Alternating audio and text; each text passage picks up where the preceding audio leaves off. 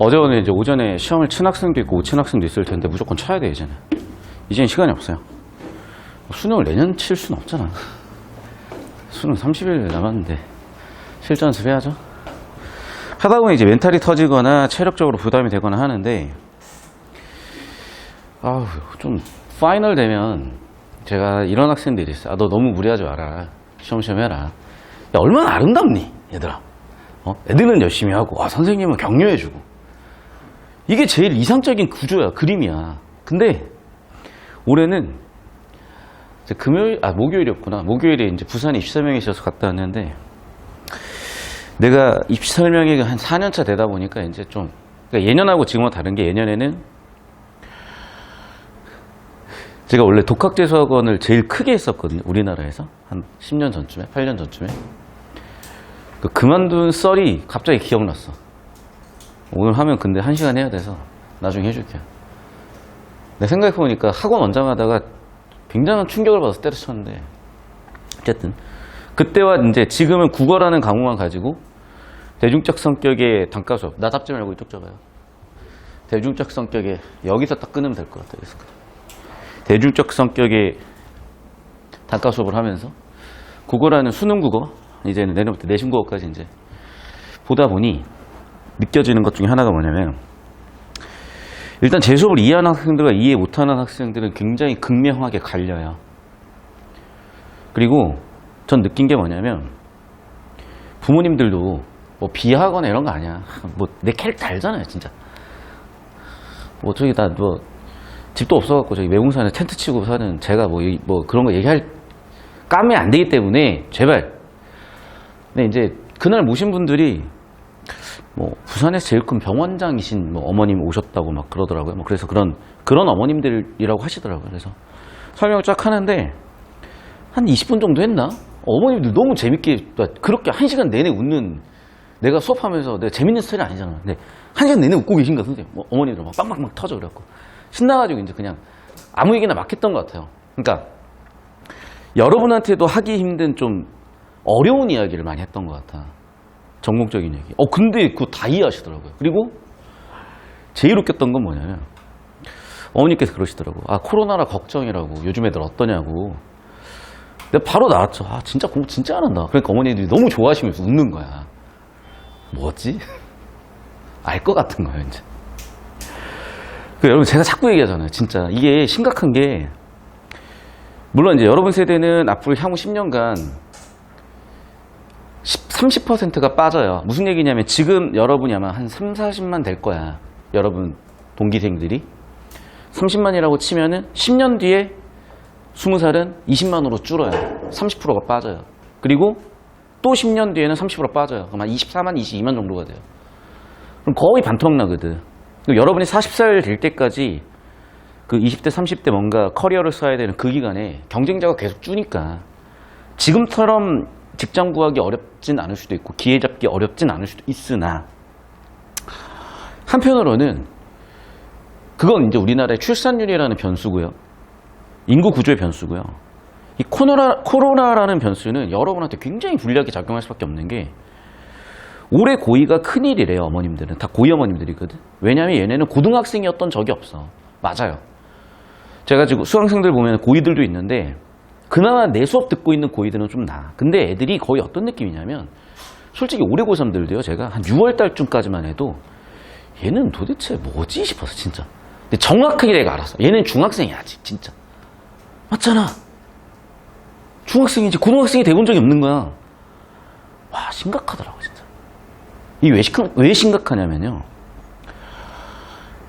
이 대한민국의 어떤 교육 구조가 전혀 못 따라가고 있어요, 현실을. 근데 이거는 미국은 더 심해. 미국은 국공립학교 보내잖아. 출석을 하면 출석했니? 다니엘아 출석했니? $5. 진짜. 애가 학교로 오면 달러를 줘. 왜? 야, 생각해봐. 걔네가 학교 안 오면 뭐 하겠어? 마약 팔고, 마약하고, 총 쏘고, 강도하고 그럴 거 아니야. 그나마 이제 중고딩들 학교에다 불러가지고, 미국 중고딩들 딱 보잖아요. 나보다 더 나이 들어 보여. 존나 무섭게 생겼어, 다들.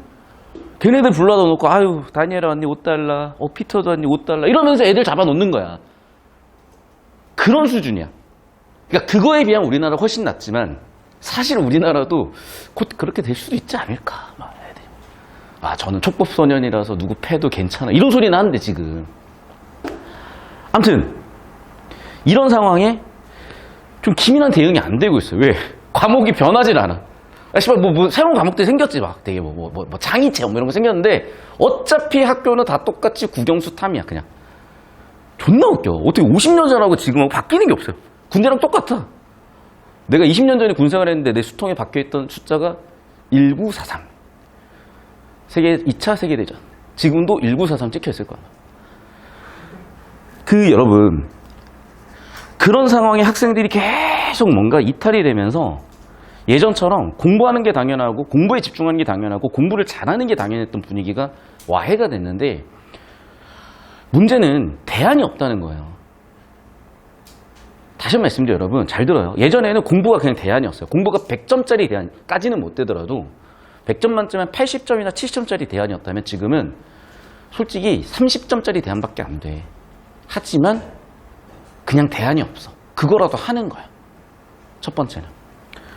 두 번째, 그러면 그렇게 공부해가지고 대학을 어딜 가야 될 것이며 어떻게 가야 될 것이며 어떻게 살아야 될 것이냐, 이런 문제에 대해서 어떤 정말 굉장히 잘 고민했고 가장 정답에 근접했거나 정답까지 갈 수 있는 방향을 알려줄 수 있는 기회가요, 고3 재수생 말고는 없어.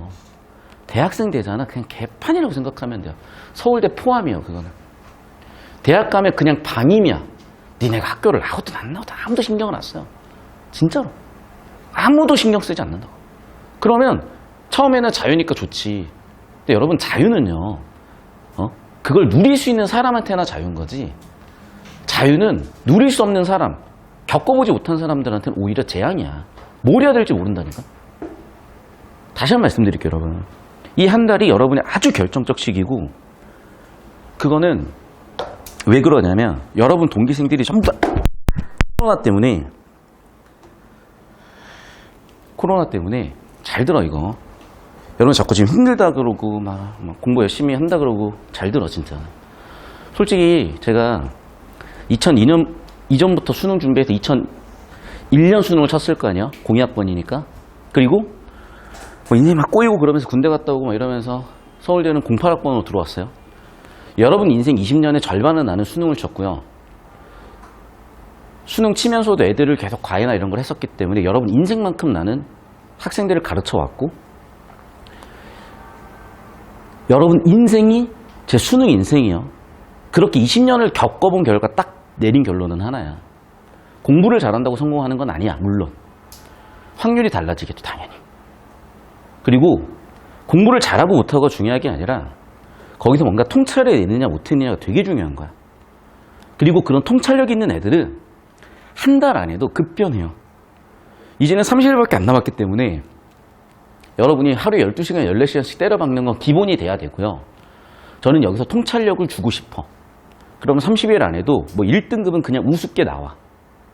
근데 1차적으로 하루에 12시간, 14시간씩 즉 공부를 열심히 한다는 측면, 공부량을 때려박는다는 측면에서 올해 학생들은 큰일 난 게, 공부를 해본 적이 없다 보니까 여러분이 지금의 여러분 동기생들하고 경쟁을 하죠.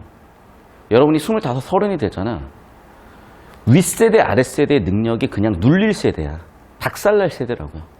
왜 그렇게 단언할 수 있냐면 내가 이해찬 1세대이기 때문에 알아요.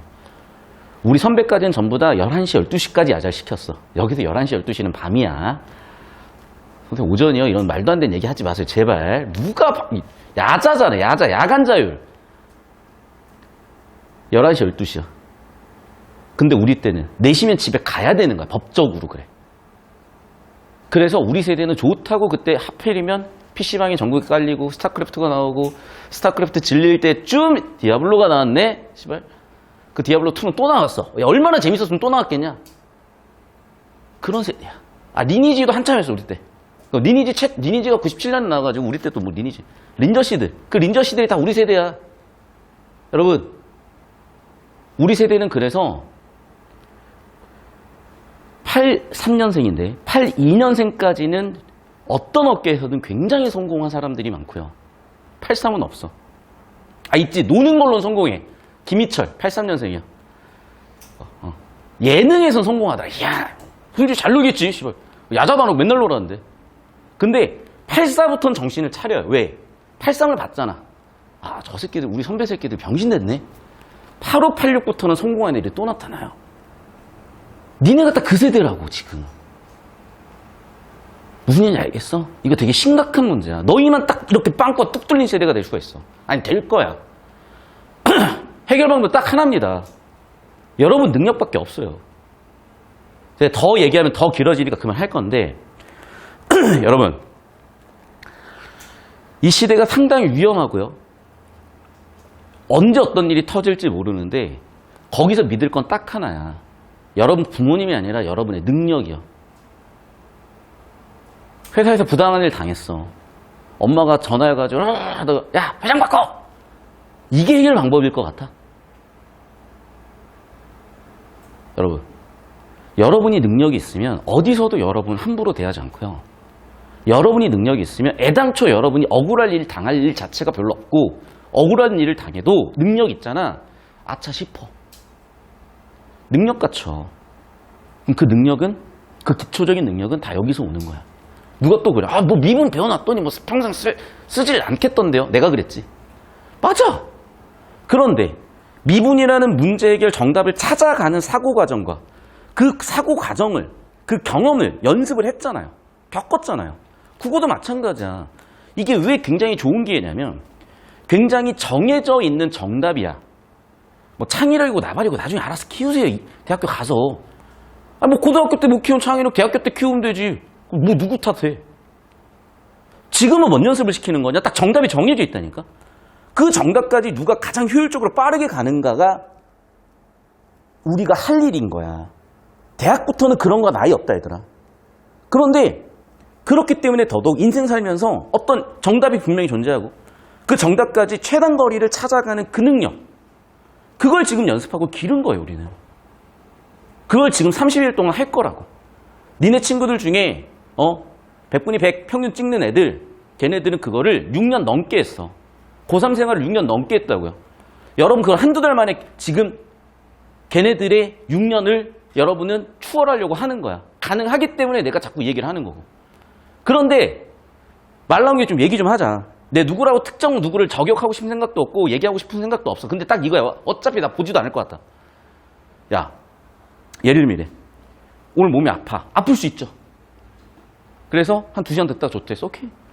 다음 주도 몸이 아파. 좋대했어. 그럴 수 있어요. 근데 2주연속이면 좀 심각한 병 아니야? 근데 3주째 결석. 이유는 아파. 4주째 결석. 이유는 아파. 5주째 결석. 이유는 아파. 잠깐만. 혹시 입원했니? 입원한 게 아니면 왜 일요일 5시 반만 되면 아파? 뭔 얘기인지 알아요? 정신 차려. 정신 차리라고 진짜. 아픈 건 변명이야 얘들아. 나 아픈 거 수능 점수 보정해줘요. 얘들아, 내가 아프다고 여기 수업을 못하거나 빌빌대면 너희가 나를 과연 괜찮다고 해줄까? 여러분, 제가 이런 말까지 하기 싫은데 이제 내가 내 병명을 알았어. 공황장애야. 내가 엊그제 같은 경우에는 아침 숨이 안 쉬어지는 거야. 그래갖고 설마 해서 공황장애를 검색해보니까 20개 중에 18개가 공황장애예요. 증상이야. 그게 거의 한 2주 동안 계속됐거든? 그럼 고쳐야 되잖아. 못 고쳐. 왜? 병원 갈 시간이 없어. 밥 먹을 시간도 없어요. 그냥 견디면 사는 거야.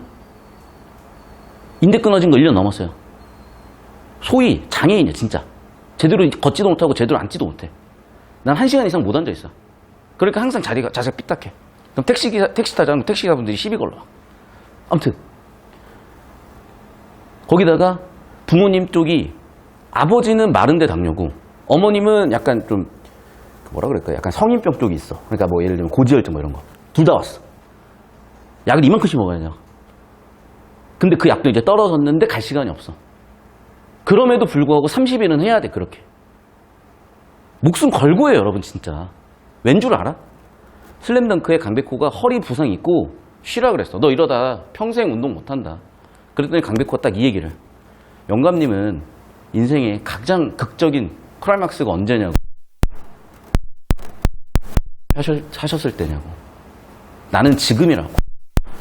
그러니까 내가 고등학교 때 그 만화를 보고 지금을 클라이막스 팔아보려면 어떻게 해야 될까라고 생각을 한 거야. 영화 범죄의 전쟁 보면 하정우가 딱 이 얘기를 해요. 학생은 공부를 해야 학생이고 건달은 싸워야 될 때 싸워야 건달이라고. 야 씨발 학생이 공부를 해야 학생이지. 여러분 인생의 클라이막스는 지금 이 순간이 될 수 있어요. 언제? 당신이 정말 내가 낼 수 있는 모든 에너지를 다해서 이 순간에 집중했을 때야. 야 그렇다고 무리하라는 얘기가 아니야. 그러니까 씨발 나도 선생님처럼 밥 안 먹고 막 잠 안 자고 해야지. No. 여러분 저는 감독이 여러분 선수예요. 필드에 뛰는 선수는 체력 관리도 필요하고 컨디션 관리도 필요한 거야. 현명하게 행동해. 그런 부분은 다시 나도 생각을 해보면 딱 여러분이 제 인생의 절반이 있었을 때 절반 때 내가 지금 40이니까 딱 20살 때 내 모습이에요. 절반 때의 내 모습이에요. 그때 살고 있는 여러분의 모습을 봤을 때 나는 과연 행복했을까? 나는 장담할 수 있어. 하루에 16시간 공부했지만 난 행복했어. 힘들었죠 당연히. 자 지금 나한테 왔어. 나한테 행복하냐고 물어보면 난 솔직히 말할게. 난 행복해요. 힘들어. 뒤질 것 같이 아파. 괴로워. 지금 솔직히 제대로 서 있지도 못하겠어. 전신력을 버티는 거. 그래도 난 행복해. 인생이 그거야. 야 봐봐. 야 맨날 쳐놀고 맛있는 거 다 먹고 좋아. 그건 좋은 거지. 과연 행복할까? 그게 행복하려면 여러분 그게 인생의 가장 빛나는 시기에 행복한 거예요. 그러려면 그거는 간단해. 누가 결정해 주는 게 아니야. 당신이 결정하는 거고요. 다시 한 번 말씀드리지만 학생은 공부를 해야 학생이고요. 건달은 싸워야 할 때 싸워야 건달이고 강사는 강의를 잘 해야 강사인 거야. 운동선수는 운동을 해야 운동선수인 거고 연예인은 연예활동을 해야 연예인인 거고 학생이세요? 그럼 공부하세요 제발. 수능 30일 남겨놓고 내가 정말 씨발 공부 존나 안 하네 이런 얘기를 자꾸 하게 만들지 말자고 우리 제발 좀. 죄송한데 여러분 또래가 다 그러고 있을 거야. 잘 들어요 여러분. 다 필요 없어. 공부만 해. 핸드폰이고 나발이고 지랄이고 다 갖다 버려 그냥. 넷플릭스 다 탈퇴해. 유튜브 프리미엄 왜 가입했니? 롤 지워요. 그거 티어 높은 거 다시 따면 되지 뭐. 이참에 그냥 아예 롤 안 해도 인생이 굉장히 좋은 게일 수 있어. 선생님 친구는요? 야, 난 되게 웃긴 게, 야, 인맥이라는 게 내 인생에 도움이 되는 인맥 아니야? 그럼 뭐, 씨발, 저기 어디, 뭐, 저기서 뭐, 술집 하는 애가 내 인맥이야? 저 치킨집 하는, 비하는 거 아니에요. 근데 치킨집 하는 친구가 인맥일까? 과연 교수님이나 어디 뭐, 저기, 뭐, 기업 회장님이 인맥일까? 야, 무슨 동네 친구를 인맥이라고 하고 있어. 야, 물론 이제 동네 친구가 막 되게 나한테 인생에 도움을 줄 수 있는 친구가, 그럼 인맥이지. 근데 이 새끼 맨날 양아치고, 내 삥 뜯고, 내 험담하고 다니는데 그게 인맥인? 여러분, 병신을 사귀느니 차라리 외로운 게 낫다니까. 진짜로. 근데 가진 게 없으니까 그거라도 자꾸 집착하려고 해. 근데 잘 들어. 내 수업을 들어오는 애들은 그런 애들은 기본적으로 결이 다르다는 건 난 알고 있어. 제발 그 바보들한테 귀 기울여서 어그로 끌리지 마세요. 여러분은 다른 존재들이야. 선민 사상이 아니야. 선민의식이 아니야. 내 수업을 딱 이해할 수 있다는 것 자체가 구한말에서 우리가 근대화를 했잖아요. 중세에 머무를 거냐? 조선에 머무를 거냐? 아니면 근대화된 대한으로 갈 것이냐. 그 차이에서 그 선택을 하는 거야. 그 시대에도 구한말에 조선에 머물렀던 사람이 있고 대한으로 넘어갔던 사람이 있어. 여러분은 그럴 수 있는 사람들이기 때문에 자꾸 이 장수를 하는 거야. 전제는 딱 하나야. 갈아 넣어요 제발. 30일밖에 안 남았어. 야 그렇게 아프면 입원해 빨리. 어떻게 수업을 4주 동안 아프다고 지금 조퇴하고 결석을 해. 아프겠지. 아파도 하는 거야. 뭐 아프면 나만 뭐 수능 나중에 치게 해줘? 내 수능 점수 올려주니? 정신 차려요 제발. 변병되지 않아. 그리고 그렇게 아프면 제발 좀 병원 가라고. 확실하게 고쳐서 시작을 하고요. 자꾸 이상한 소리 하지 마. 공부 좀 하다 좀 힘들면 그 아프다고 변명되지 마. 내 스스로의 약속을 어떤 이유에서는 못 지키는데 그 인간이 뭐가 되겠어? 내 인생 책임질 수 있겠어요? 내 가족 책임질 수 있겠어요? 내가 맡은 일을 책임질 수 있겠어요? 한 사람이 성인이 된다는 거 그런 무게를 다 견디는 거야. 내년 되면 여러분은 좋든 싫든 성인이야. 올해까지만 누가 봐주는 거지 내년부터 아무도 안 봐줘요. 그러려면 여러분은 딱 하나야. 미친 듯이 해 제발. 대신에 미친 듯이 하라 그랬지. 미치지는 마. 미쳐가지고 이상한 짓 좀 하지 마. 분명히 나는 정확히 알려줬어요. 제발 난삽하게 하는 거 아니에요. 정확하고 정갈하게 하는 거야. 오늘 수업 딱 시작할게요. 그래서 봐. 왜 이렇게 요즘 정신교육만 하지? 자 봅시다.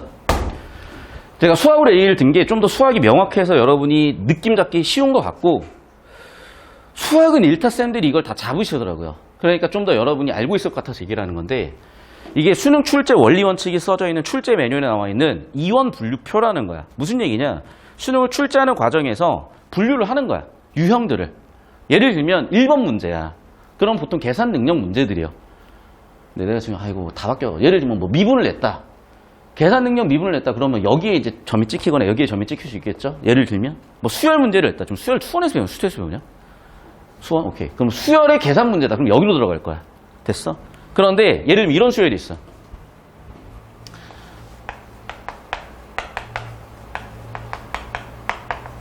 이거 무슨 수열인지 아는 사람?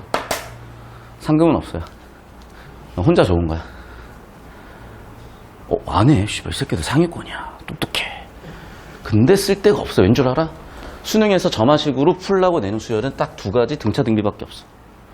이걸 난 몰랐어. 그런데 씨발 무슨 수열이 있는 거야. 모의고사를 봤어. 아니 갑자기 이딴 수열을 내. 뭐야 씨발. 등차인가? 등비인가? 등차 등비를 제외하고는 다 발견적 추론이야. 세는 거야. 세다 보니까 앞에 두 항 더해서 얘, 앞에 두 항 더해서 얘. 보이죠? 이런 게 뭐라고? 발견적 추론 문제야. 수학 내적, 수학 외적 문제 해결은, 수학 외적 문제 해결은 실생활 문제. 예를 들면 이렇게 다 분류가 딱 돼 있어요. 그러면 그런 유형에 따라서 패턴을 정해놓는 게 당황하지 않고 효율적으로 정답을 찾아가는 하나의 방법이 될 수 있는 거잖아. 근데 수학은 어차피 100분이기 때문에 굉장히 이게 예민하게 날이 안 서 있어도 보통은 괜찮을 수 있어요. 근데 보통은 공부 잘하는 애들이 예민하게 다 서 있어. 그러니까 이렇게 분류 못하더라도 딱 보면 봤던 문제야. 야 솔직히 니네가 수학 문제 30문제 푸는데 이런 문제가 있어? 있겠지. 죄송해요. 있겠죠. 평균이 뭐 30점인데 한 70점, 그렇죠. 70%는 이런 문제겠지. 자, 1등급 기준으로 물어볼게. 1등급 기준으로 딱 봤는데 이런 문제 있어? 많아야 두 문제야. 야 1등급인데 한 5문제 되잖아. 걔는 재수야 이제 그럼. 내 말 틀려? 근데 국어는 뭐 있어? 없어. 그냥 뭐래? 국어는 한 번도 본 적이 없는 정보들을 처리해야 되기 때문에 이러고 있어. 도대체 그분 누구세요? 서울대 교수세요 혹시? 어디요? 옆집 형이야 혹시? 그 옆집 서울대 공부 잘하는 형 얘기 지금 듣고 얘기하는 거야 혹시? 아이고 여러분 제발. 제가 존나 웃겼는 나만 웃겼구나. 그 서울대 이제 저도 서울대생이었잖아요. 서울대 저도 학부생, 저도 신입생이던 시절이 있어요 이제. 그럼 그때 이제 술 처먹고 있는데 갈 데가 없으면 동기들이 형 우리 기숙사 와서 자. 야 기숙사 다른 뭐 1인실이야? 아니 뭐 4인실이래. 야 씨발 4인실인데 왜 자? 4인실인데 막 8명도 잔대. 뭔 개소리지 싶으면서 가봤어요. 근데 진짜 4인실인데 우리 외국 그게 아니에요. 외국 그 도미토리가 아니라 한국 서울대. 이제 그럼 이제 당연히 이제 알죠. 뭐 그 2명 이렇게 자고 있어도 이제 남자애들만 있는 거야 당연히. 그리고 이제 친구들 술 꼬라가지고 이렇게 자고 있는 거야 이제. 갔는데 존나 웃긴 게 뭐냐. 그 옆에서 그렇게 술 처먹고 자던 형들이 지금 뭐 하고 있겠어? 교수야. 평가원 연구원이야. 연구 교수야. 서울대 교수야. 진짜 지라 이거는. 거기서 나 술 마실 형들이 뭐 하고 있겠어 지금? 서울대 종교수야. 내 나이가 40이라니까 여러분. 서울대 종교수라고. 어떤 느낌인지 알겠어? 그러니까 내가 겪었던 옆집 혹은 옆 동네 형은 서울대생이고 수능을 출제했던 사람이지만 여러분이 겪는 대부분의 경우는 비하하는 게 아니라 전혀 수능과는 다른 삶을 사는 사람들인데 그 사람이 툭툭 한마디씩 던지는 게 맞겠냐고요. 맞을 리가 없다니까. 제발 그러니까 머릿속에서 아예 지워버려. 지금까지 했던 건 싹 다 지워버려요. 그럼 뭐냐. 수능에서 이 얘기를 해. 자, 국어는 행동력이 이렇게 5개야. 파이널 남겨놓고 다시 한번 만난 얘기는 내가 어제 여러 문제 푸는 거 봤기 때문이겠죠. 잘 들어. 어휘 개념 능력이라고요. 첫 번째가. 사실적으로, 추론적으로, 비판적으로 이해하는 능력도 당연히 필요하지만 어휘 개념 능력이라고. 그럼 좋아. 여러분, 수능 국어 어휘 능력 쌓기 위해서 어떤 노력하세요? 봐. 영어는 단어를 열심히 외워야 된다는 거 알고 영어 단어 외우는데 국어는 안 외우잖아. 두 번째 개념. 문학 개념, 문법 개념 말고 외우는 거 있어? 국어에서 얘기하는 어휘 개념 능력은요. 잘 들으라고. 그 범위가 일단 중요한데 범위는요. 기출이야. 제발 좀. 기출에 언급된 것들이야. 여러분 이 지문 보고도 여러분이 기출 연계인지 알 수가 없을 거야. 난 그래서 너무 좋아요. 왜? 니네 주변 다 그럴 거니까. 내가 30일 동안 바꿔놓으면 여러분은 드라마틱한 성적 변화가 있을 거니까. 잘 봐 여러분. 지금 이 지문이잖아. 잘 봐. 20학년도 6월 나오고 20학년도 수능 나왔죠. 그럼 봐. 6월에 경제지문 나왔고 얘가 경제지문이지. 엮여 있어야지. 엮여 있어. 어떻게? 자 봐. 기억나냐 얘? 글로벌 금융위기 전후 미시 거시 기억납니까? 그래요. 일단락에 딱 기본 원리 세팅해 놓고. 근데 이 기본 원리도 어디서 나왔던 거야 사실은? 2018 6월 수능 엮은 거 나온 거야. 통화를 늘리거나 줄여가지고 경기를 좀 더 진정시키거나 경기를 살리거나.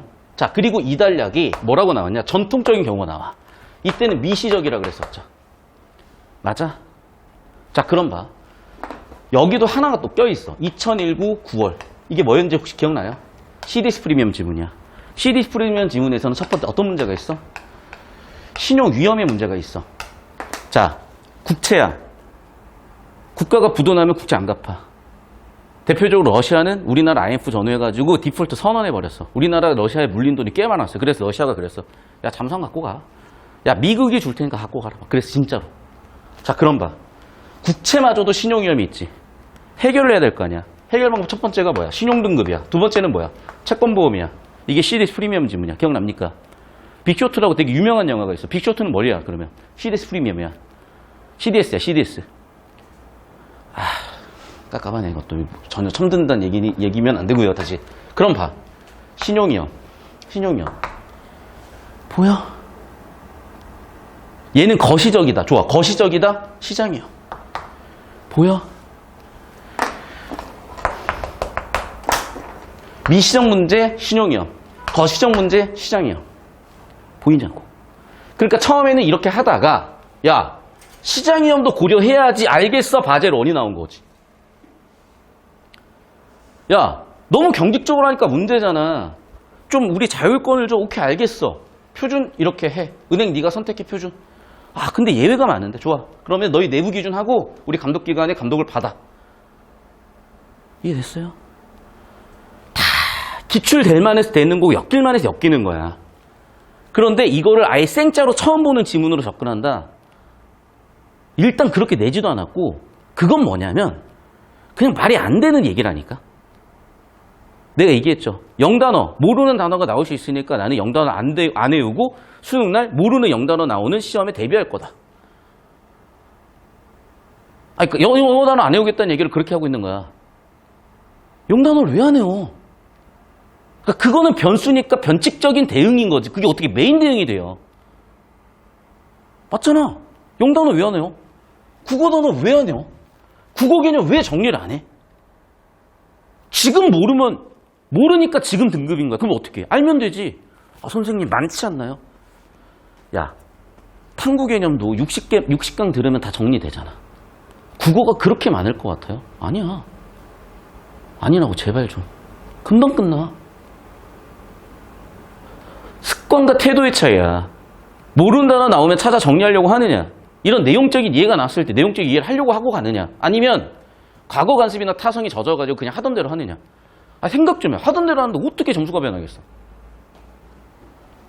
그리고 시대가 이렇게 바뀌는데 여러분 살던 대로 살아서 되겠어요 지금? 다시 한 번 말씀드리지만 이 지문은 이런 기출 연계를 빡세게 염두하고 낸 거고. 하나 더. 여러분이 지금 사설 풀다가 생기는 문제가 뭐냐면요. 세부 내용 어그로에 개 끌려요. 나도 그래.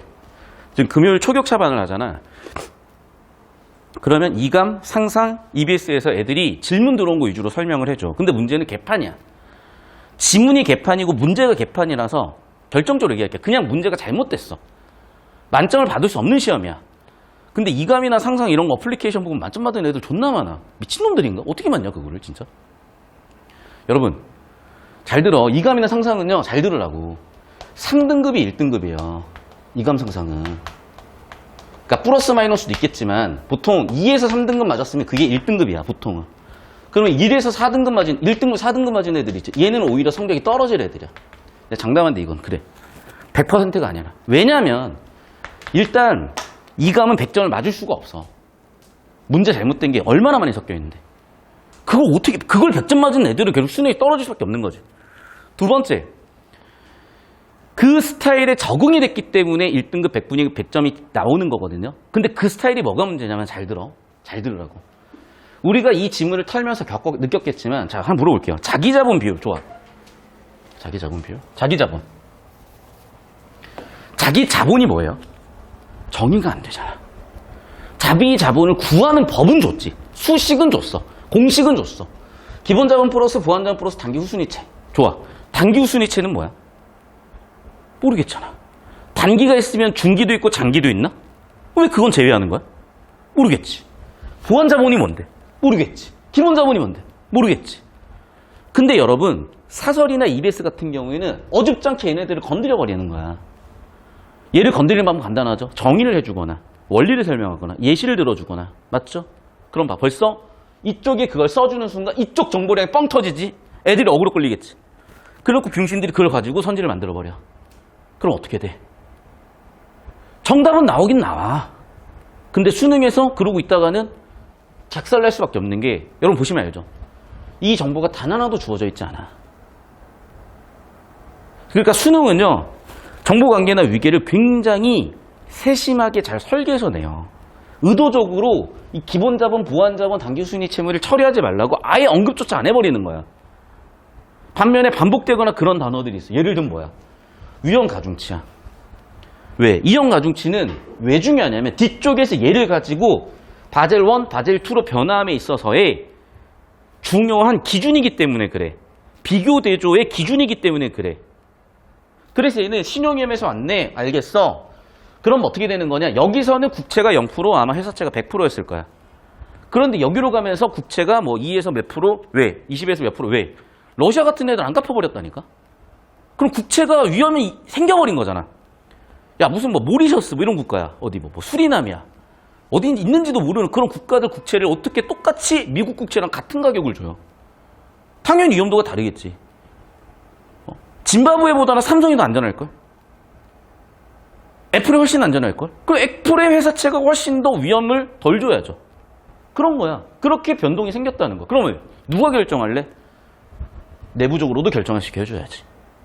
그런 비교대조. 즉, BIS 비율이 바젤 1, 2, 3로 넘어가면서 어떤 이유 때문에, 어떤 기준 때문에, 어떤 비교 대조에 의해서 넘어갔고 비교 대조가 되느냐가 되게 중요한 지문이었던 거잖아요.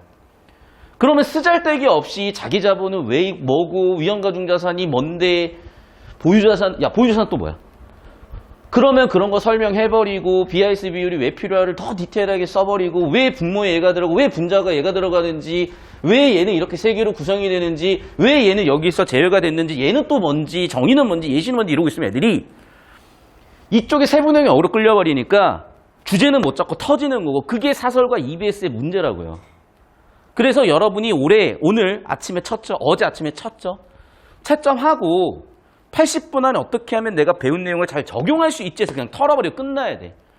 극단적으로 얘기할까? 채점 안 해도 돼. 극단적으로 얘기하면. 진짜로. 채점하지 말고 그냥 정답의 현가편만 쳐. 그리고 주제 구조 잡은 거랑 정답 선지 왔다 갔다 해. 그게 최고의 분석이요. 사설은. 평균적으로 100분이 97 이하인 학생들은 그래. 그리고 이 지문이 뭐가 잘못됐고 이 선지는 왜 정답이 됐고 이 선지는 왜 오답이 됐고 이 문제를 왜 잘못 냈는지를 설명하고 있잖아. 해보니까 한 지문에 2시간 정도 걸려. 그럼 어떤 일이 벌어지는 줄 알아요? 나조차도 어그로가 끌려. 그럼 나조차도 그렇게 하다가 이 지문을 보잖아. 존나 헤매더라 나도. 야 가르치는 나도 헤매는데 니넨 더하지. 다행인 거야 어떻게 보면. 올해 학생들은 웃긴 게 10월쯤 되면 지쳐야 되거든. 안 지쳐. 공부를 안 했구나. 얘네는 달려본 적이 없구나. 체력은 좋겠구나. 정확하죠. 체력이 좋은 게 아니라 체력이 남아있는 거지. 심지어 문제도 많이 남아있어. 항상 예년에는 10월에 이거 잡아줄 지문이 없는데 뭐로 풀지? 이게 고민이었다. 올해는 고민할 필요가 없어. 왜? 기출 아직도 안 푼 애들이 태반이야. 172 아직도 안 푼 애들이 태반이라니까 진짜로. 물론 풀긴 풀었지. 선생님이 저 172 풀었는데요. 모의고사 한 6개 정도 풀었지 이제. 괜찮아요. 여러분 주변에 다 그러고 있으니까. 꿀 빨아봅시다 우리 한 달 동안. 필기하시라고 잡수를 한 거야. 됐죠? 자, 그 다음에 다시 이쪽으로 와. 여기 쓸데없는 거 갖고 오면 안 돼. 잘 봐. 얘는 200단어 정도, 1, 6, 7달락이 200단어 정도인데 그걸 딱 9개 개념으로 정리가 돼요. 쓸데없이 어그로 끌리지 마. 그리고 이것도 기출 연기야. 왜? 내가 1416이었네. 013 정확히 기억나는데 그로티우스 국제법이 있었어요. 아마 중급자 과정이나 기초 과정 듣는 학생들은 봤을 텐데 국제법에 대해서 막 얘기를 해. 막 자연법과 연결 지어가지고 실전법 연결 지어가지고. 자, 그럼 봐. 국제법에 대해서 뭐 조약이 있고 국제관습법이 있다라고 얘기를 해요. 뭐 뭔지 얘기를 해. 뭔지 잘 모르겠어. 그런데 갑자기 경제기구 의결은 뭐 강제성 없다는 그런 얘기를 해. 근데 BRC 비율은 강제성을 지킨 데까지가 보통 1단락 주제였고 마지막 단락에서 얘는 제재를 통해서 강제성을 확보하자 내지는 제재가 없는데도 사람들이 스스로 신뢰 때문에 지키려고 하더라. 그래서 소프트한 법이다, 하드한 법이다 라고 분류 끝이야. 그러면 하나, 둘, 셋, 넷, 다섯, 여섯, 일곱, 여덟, 9개 개념으로 끝나요. 야, 상식적으로 생각을 해봐.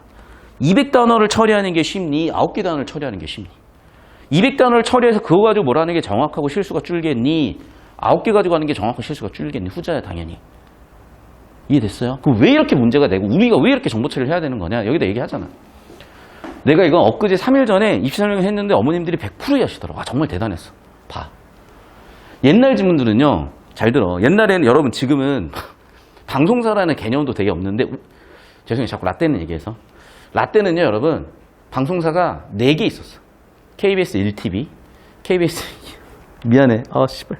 1TV, 2TV, MBC, SBS. SBS가 92년인가 3년에 처음 시작했어요. SBS 서울방송.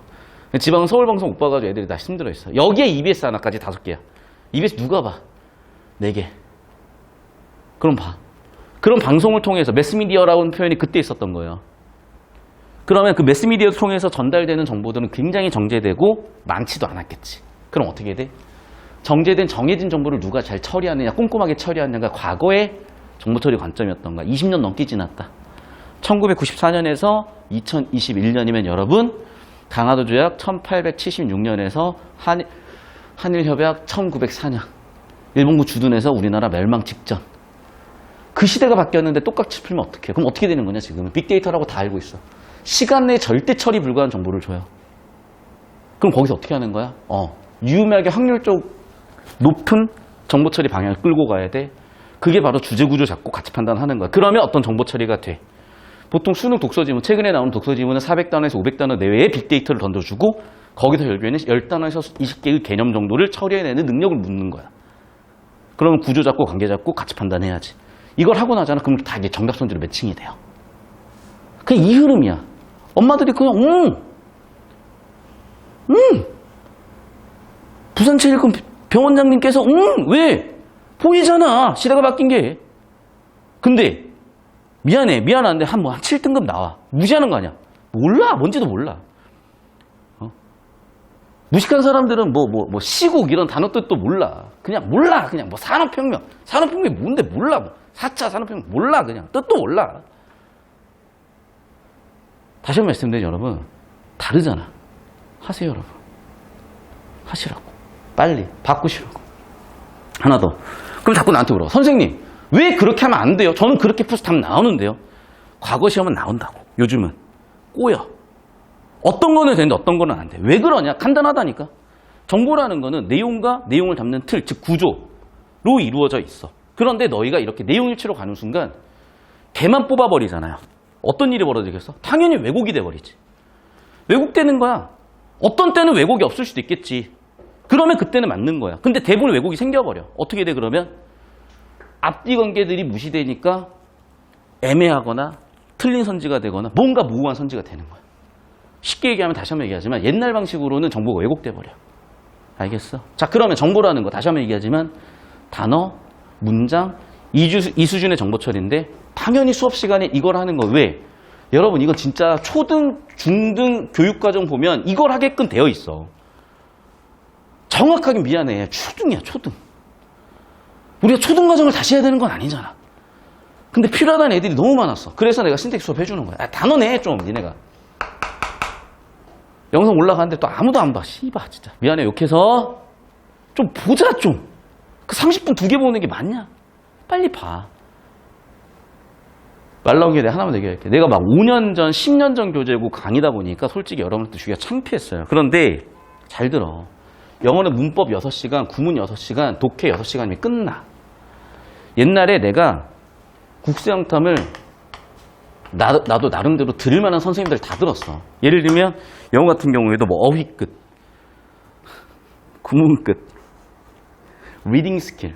김기훈 쌤이라고 있어요. 이제 저기 세듀라고 1,000억짜리 빌딩 이제 한 2,000억 됐을까? 아무튼 부동산 투자해가지고 여러분이 인터넷 딱 쳐보면은 인터넷 강사 3대장 현우진, 손준 이제 계세요. 이제 세 분 계세요. 이제 갑부들. 아무튼 그분 수업도 많이 듣고 도움이 됐었는데 영어에서 내가 제일 도움 받았던 선생님은 심우철 선생님이야. 이투스에 계신데 이투스에 안 계시면 저기 이제 공단기나 이렇게 공무원 가셔서 하고 계실 수도 있어요.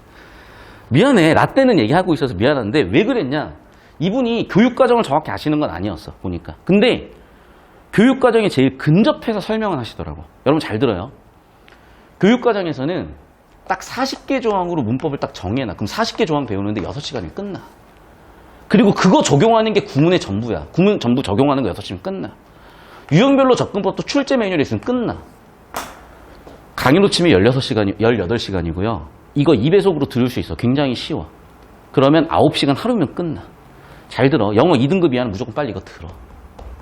내가 솔직히 창피해가지고 우리 애들만 보여주는 거야. 근데 이런 게 없어. 심우철 선생님은 이걸 12시간 끝내더라고. 느낌이 되게 있었어. 근데 가장 나는 정확하게 출제 매뉴얼 교육과정이 기반해서 나오는 거야. 무슨 얘기냐면 이런 거야. 우리가 영어 시제 같은 거를 설명하잖아. 영어 시제 몇 개 있니? 3개. 국어 시제. 그래도 1등급 나와요. 12개라고 배워. 현재, 미래, 과거. 현재 단순 시제, 진행 시제, 완료 시제 하나 더 있지. 현재 단순, 현재 진행, 현재 완료. 그 다음 뭐야? 현재 완료 진행시까지 보통 배워. 12개로.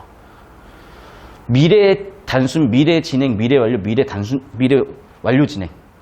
과거 단순, 과거 진행, 과거 완료, 과거. 그런데 12개가 아니라 9개예요. 교육과정은. 예를 들면. 그런 게 다 이 40개 조항에 첫 번째 들어가 있어. 이런 식으로 수능 시험 보면 되게 명확하고요. 국어 시험 보면 10분의 1도 안 돼. 그러니까 이만큼 짧게 처리가 되는 거야. 영어 2등급 이하인 학생들은 빨리 2개 올려준 거 보고 하루에 끝내버려 그냥. 알겠어요? 나는 방법 다 줬다 진짜. 할 수 있는 거 최선을 다해서 하고 있는 거예요 지금. 자, 그럼 이제 오늘 할 얘기는 다 끝났고 이제 다시 한번 잘 봐.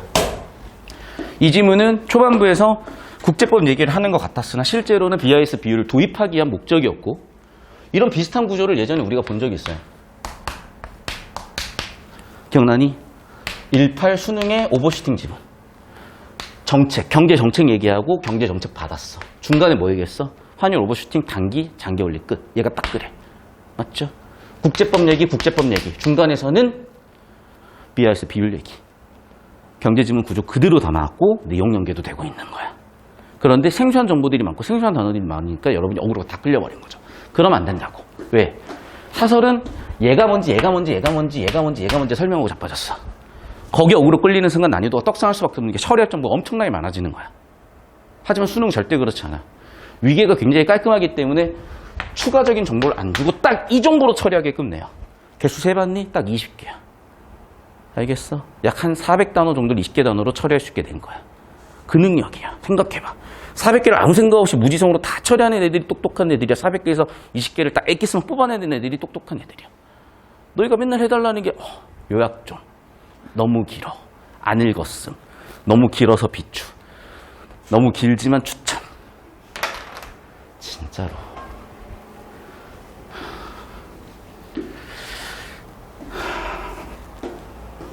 지문까지 하고 잠깐 쉬었다 갈게요. 할 수 있죠, 여러분?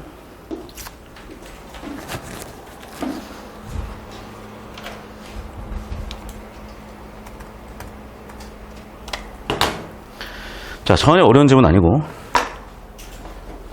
주제 구조 쫙 빡세게 잡으면 명확히 보이는 지문인데 이게 사설 풀다 보면 EBS 풀다 보면 뭔가 어그로 좀 끌려가지고 작살날 수는 있어요. 그걸 딱 잡아줄게. 봐. 국제법에서 라고 배경 주제 세팅하면서 가고 있죠. 일반적으로 조약은 어떻다, 뭐는 어떻다. 잘 봐. 이거야. 야, 눈 감고 조약은 읊어봐. 아무도 못 읊은다니까. 그런데 이거야. 조약은 규범이다. 국제관습법은 규범이다. 주어 서술어 주어 서술해. 둘 다 규범이야. 근데 어떤 규범이야? 이런 규범이야. 어떤 규범이야? 이런 규범이야. 보이죠? 상위 개념, 하위 개념, 상위 개념, 하위 개념. 상위 개념 안에 있는 여러 가지 하위 개념들 중에 얘만의 특징을 표현하는 방식으로 표현하는 걸 뭐라 그랬죠? 정의라고 했지. 그럼 조약과 국제관습법에 대한 정의를 한 거야. 그럼에도 불구하고 처리하지 마. 왜? 얘가 주는지 아닌지 아직도 몰라요. 그러면 뒤쪽에서 뭔가 반복이 되거나 뭔가 표지가 있거나 내가 드디어 표지라는 단어를 여러분한테 가장 쉽게 알려줄 수 있는 방법을 배웠어.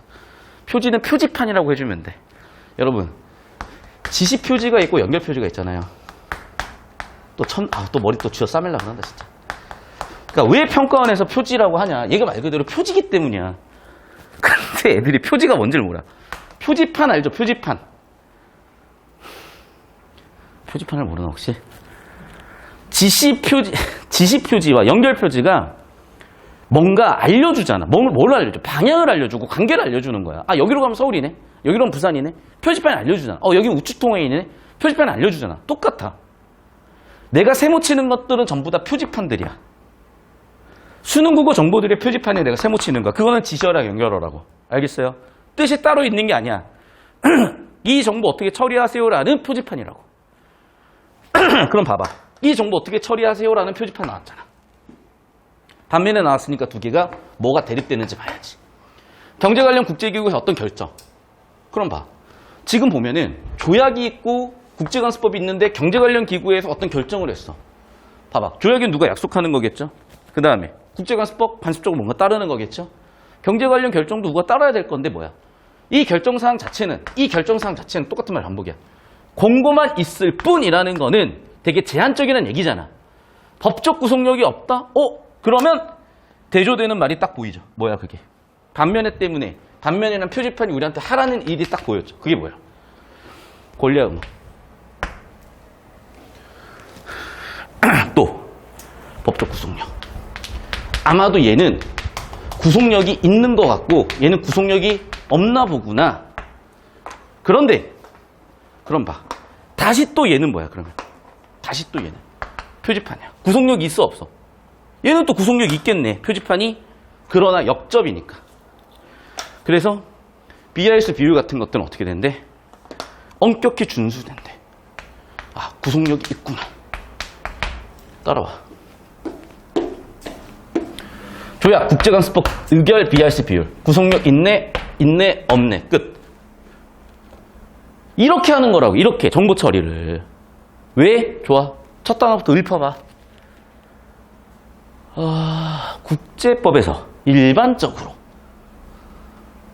조약은 제발 좀 중신들도 아니고 지금 어떻게 내용 일치로 계속 풀 생각을 하는데 이해가 안 된다니까.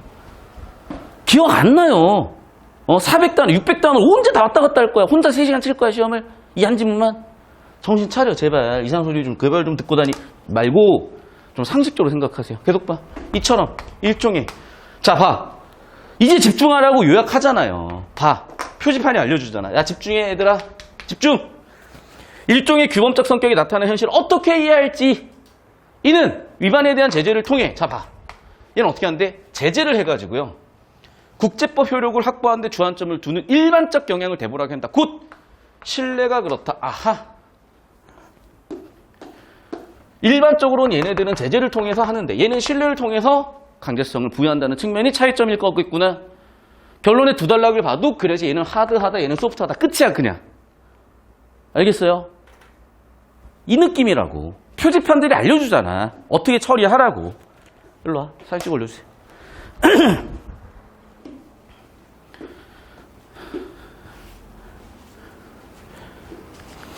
자, 최상위권 학생들도 분명히 이 지문을 내가 보라고 했어. 왜?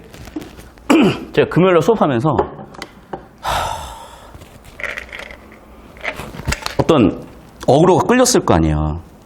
그리고 나서 토요일날 수업을 하는데 와 내가 주제 구조가 흔들리더라고. 야 내가 흔들리는데 니네 얼마나 더 하겠어. 그러니까 최상위권 학생들이 평소에 막 실전에서 이제 빡세게 하고 있잖아. 그러면 자꾸 이제 어그로 끌려. 더군다나 걔네는 피지컬이 되니까 내가 하지 말라 그래도 선지 처리하고 왔다 갔다 하고 왜 정답인지 보고 고민도 하고 그런단 말이야. 그러면서 자세가 다 망가져. 그래서 이 수업에는 그걸 계속 교정해 주려고 노력할 거예요. 제가 잘 따라오라고 그러니까. 자, 그럼 2단락으로 넘어가면서 이쪽으로 와. BIS 비율에 대해서 수식으로 딱 얘기했잖아. 일로 와, 일로. BIS 비율에 대해서 수식으로 딱 정리했잖아. 응? 그리고 나서 3단락에 설명을 해. 자, 봅시다. 2단락. BIS 비율이라는 놈은, 자, 그럼 봐봐. 드디어 주제가 세팅되는 핫플레이스에 주제 세팅이 딱 됐고, 이게 BIS 비율이 주제겠구나. 현관펜으로 여기 쫙 끊어. 은행의 재무 건전성을 유지하는 데 필요한 최소한의 자기자본 비율을 설정하여 자기자본 비율을 설정하게 되면 재무 건전성이라는 문제를 해결할 수 있나 봐. 궁극적으로는 예금자 운용시대 보고까지도 가나 봐. 바젤위원회에서 도입해. 바젤위원회에서 BIS 비율이 적어도 국제 비율이 8%는 되어야 한다는 수치. 발췌독할 거니까 수치라고 적어놔. 식은 다음과 같다 해서 수식이 딱 나왔어요. 자, 문제는 뭐냐면 이해할 수가 없다는 거야. 왜? 자기자본이 뭔데? 위험가중자산이 뭔데? 왜 얘는 분모고 얘는 분자인데? 몰라. 처리하지 마. 어? 아니, 정보가 없어가지고 처리가 안 되는데 왜 그걸 처리를 자꾸 하려고 그러냐고요. 아, 추론. 네, 이것도 좀 이따 얘기할게. 추론이 뭔지도 모르겠어. 뭔 추론을 해. 추론 정의해봐, 추론. 추론 정의해보라고. 추론 영어로 써봐. 못 쓰잖아. 추론이 뭐야? 영어로 써보라고, 진짜. 못 쓰잖아. 뭘 자꾸 추론이야, 추론은. 수능 국어에서 얘기하는 추론하고요. 논리학에서 얘기하는 추론이 달라요, 여러분. 수학에서 얘기하는 추론도 다른다니까. 아까 나왔잖아. 발견적 추론이 뭐야?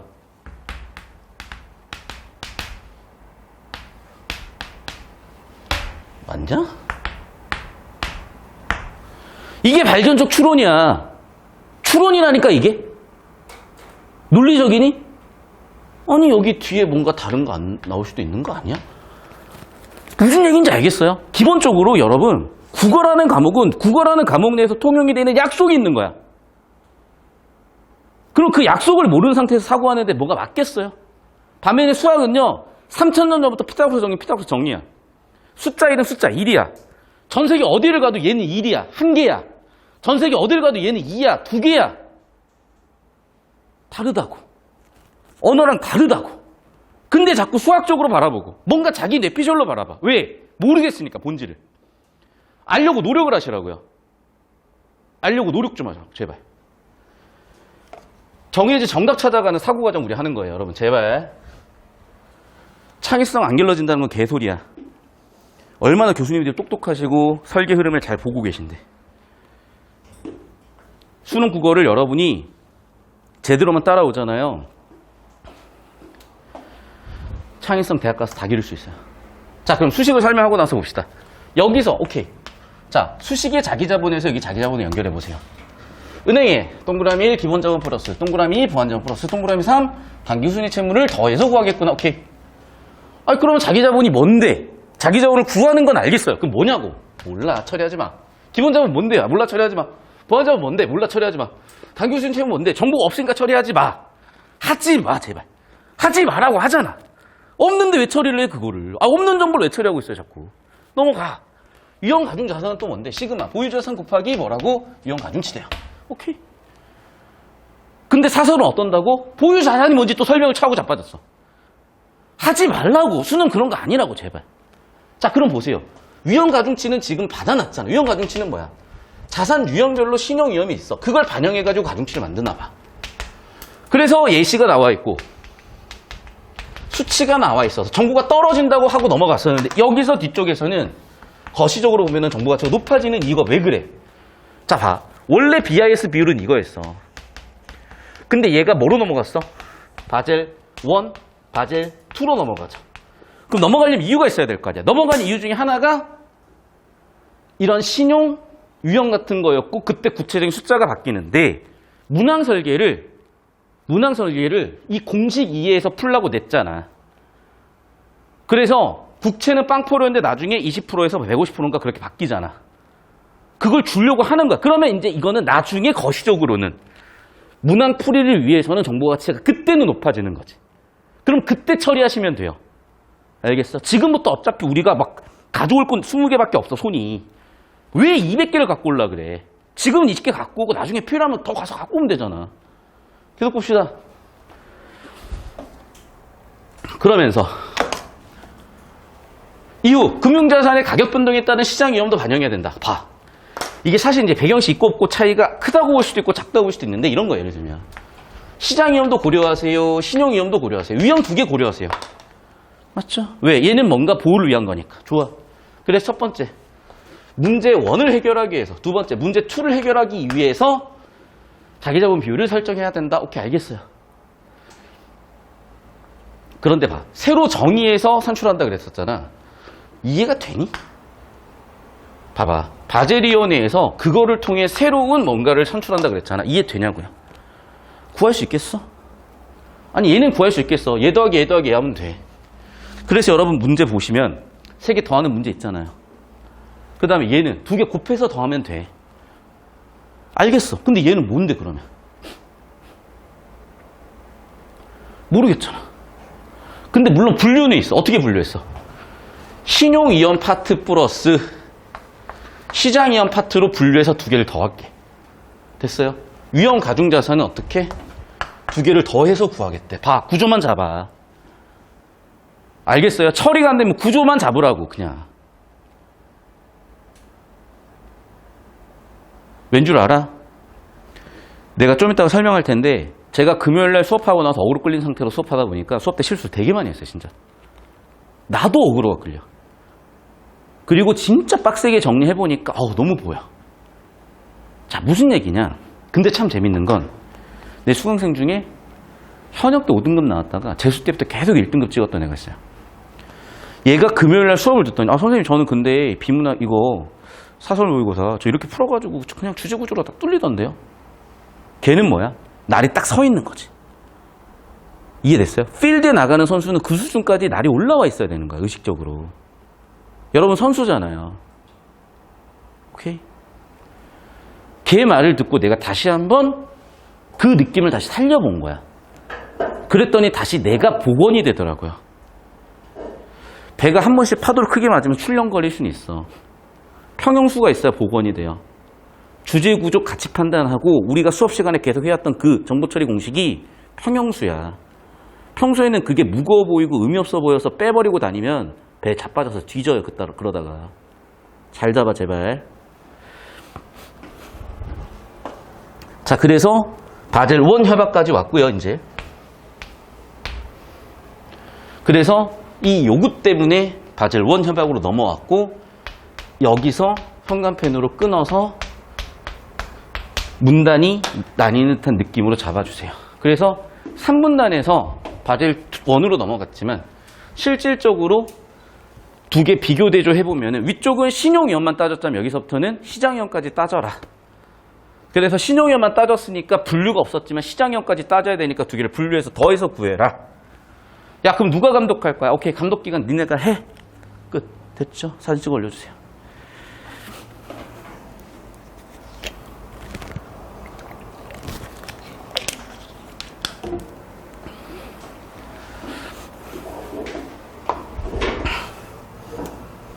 자, 금융혁신의 진전으로 바젤 협약의 한계가 드러나자.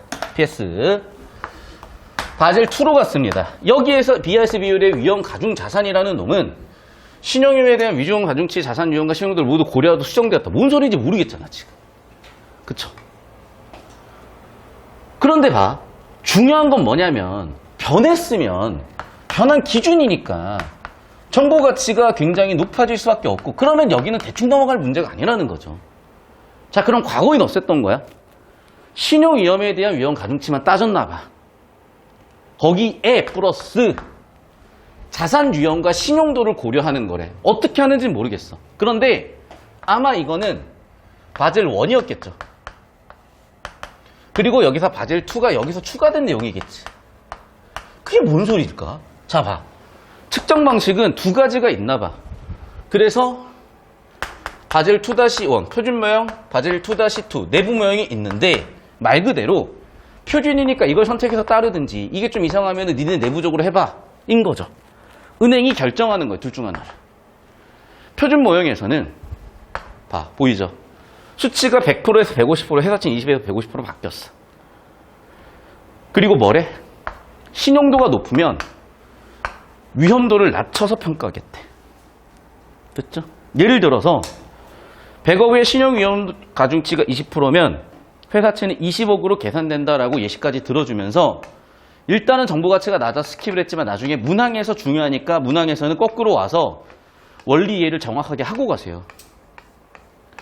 자, 그리고 자, 표준 모형에 대한 설명 끝났고 이제 내부 모형에 대한 설명인데, 내부 모형은 말 그대로 은행이 니네가 선택할 건데 니네 맘대로 하면 안 되잖아. 그러니까 감독기관이 확인해. 사진 찍어 올려주세요.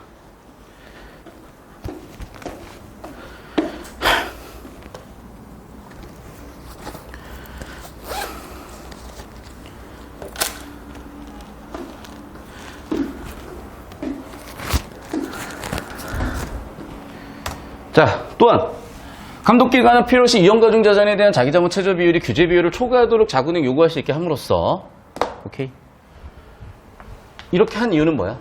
경직된 기준을 보완하기 위한 PS 구조로 왔구나. 자, 끝나야 되는데 안 끝났네? 왜? 바젤 3로 넘어갔어. 바젤 3로 이어서 화살표할게. 뭐야? 자기자본에서 얘를 뺐대요. 또 이용가중자산에 대한 기본자본의 비율, 그러니까 얘가 분 뭐로 가겠죠? A2, 잠깐만. 2BA. 얘가 분자. 비율이 6%. 뭔가 기준이 또 바뀌었으니까 중요해지는 거야, 정보 가치가. 끝. 사진 올려주세요. 여기까지 하고 여러분, 잠깐 쉴게. 화장실만 갔다 오세요. 5분이야. 자, 갔다 왔으면 지금까지 구조 잡은 거 가지고 내용. 선생님 뒤에 2단락 있는데요. 그건 진짜 의미 없는 정보들이라서 좀 이따 따로 처리할게, 그냥. 5분 동안 화장실 갔다 오고 정리하고 필기하고 필기한 내용하고 구조도만 잡아. 읽지 마. 어차피 못 읽어. 제대로 읽은 친구는 필기랑 구조도만 가지고 설명이 충분히 됩니다.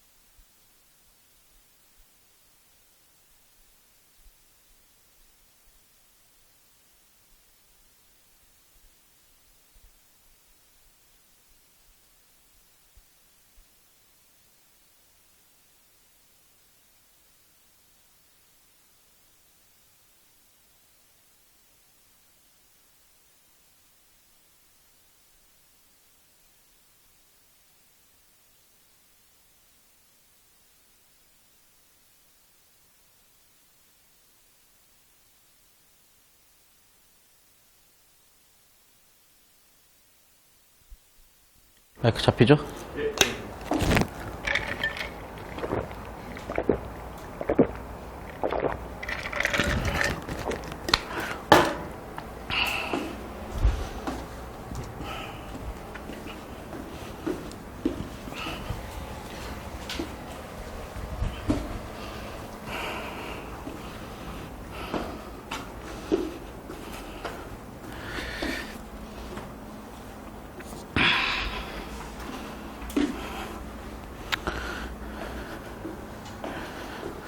질문 있으면 올려주세요.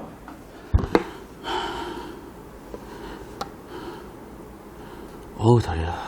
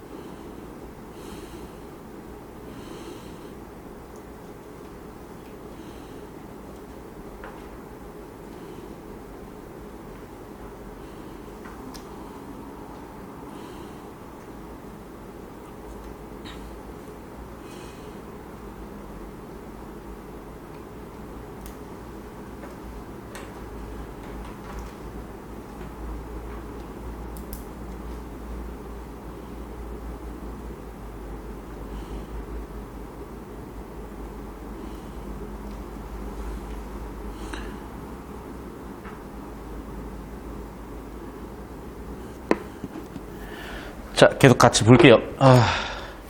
힘내세요, 힘내. 내가 막 지랄지랄 하는 거는 힘내라는 거 알죠? 제 응원의 방식이 여러분. 자, 봅시다. 현관펜으로 끊어주시고. 현황 도입을 했어. 그럼 하고 싶은 얘기가 뭘까? 일단락을 지금 연결하는 건가? 무슨 얘기지? 하지만, 봐봐.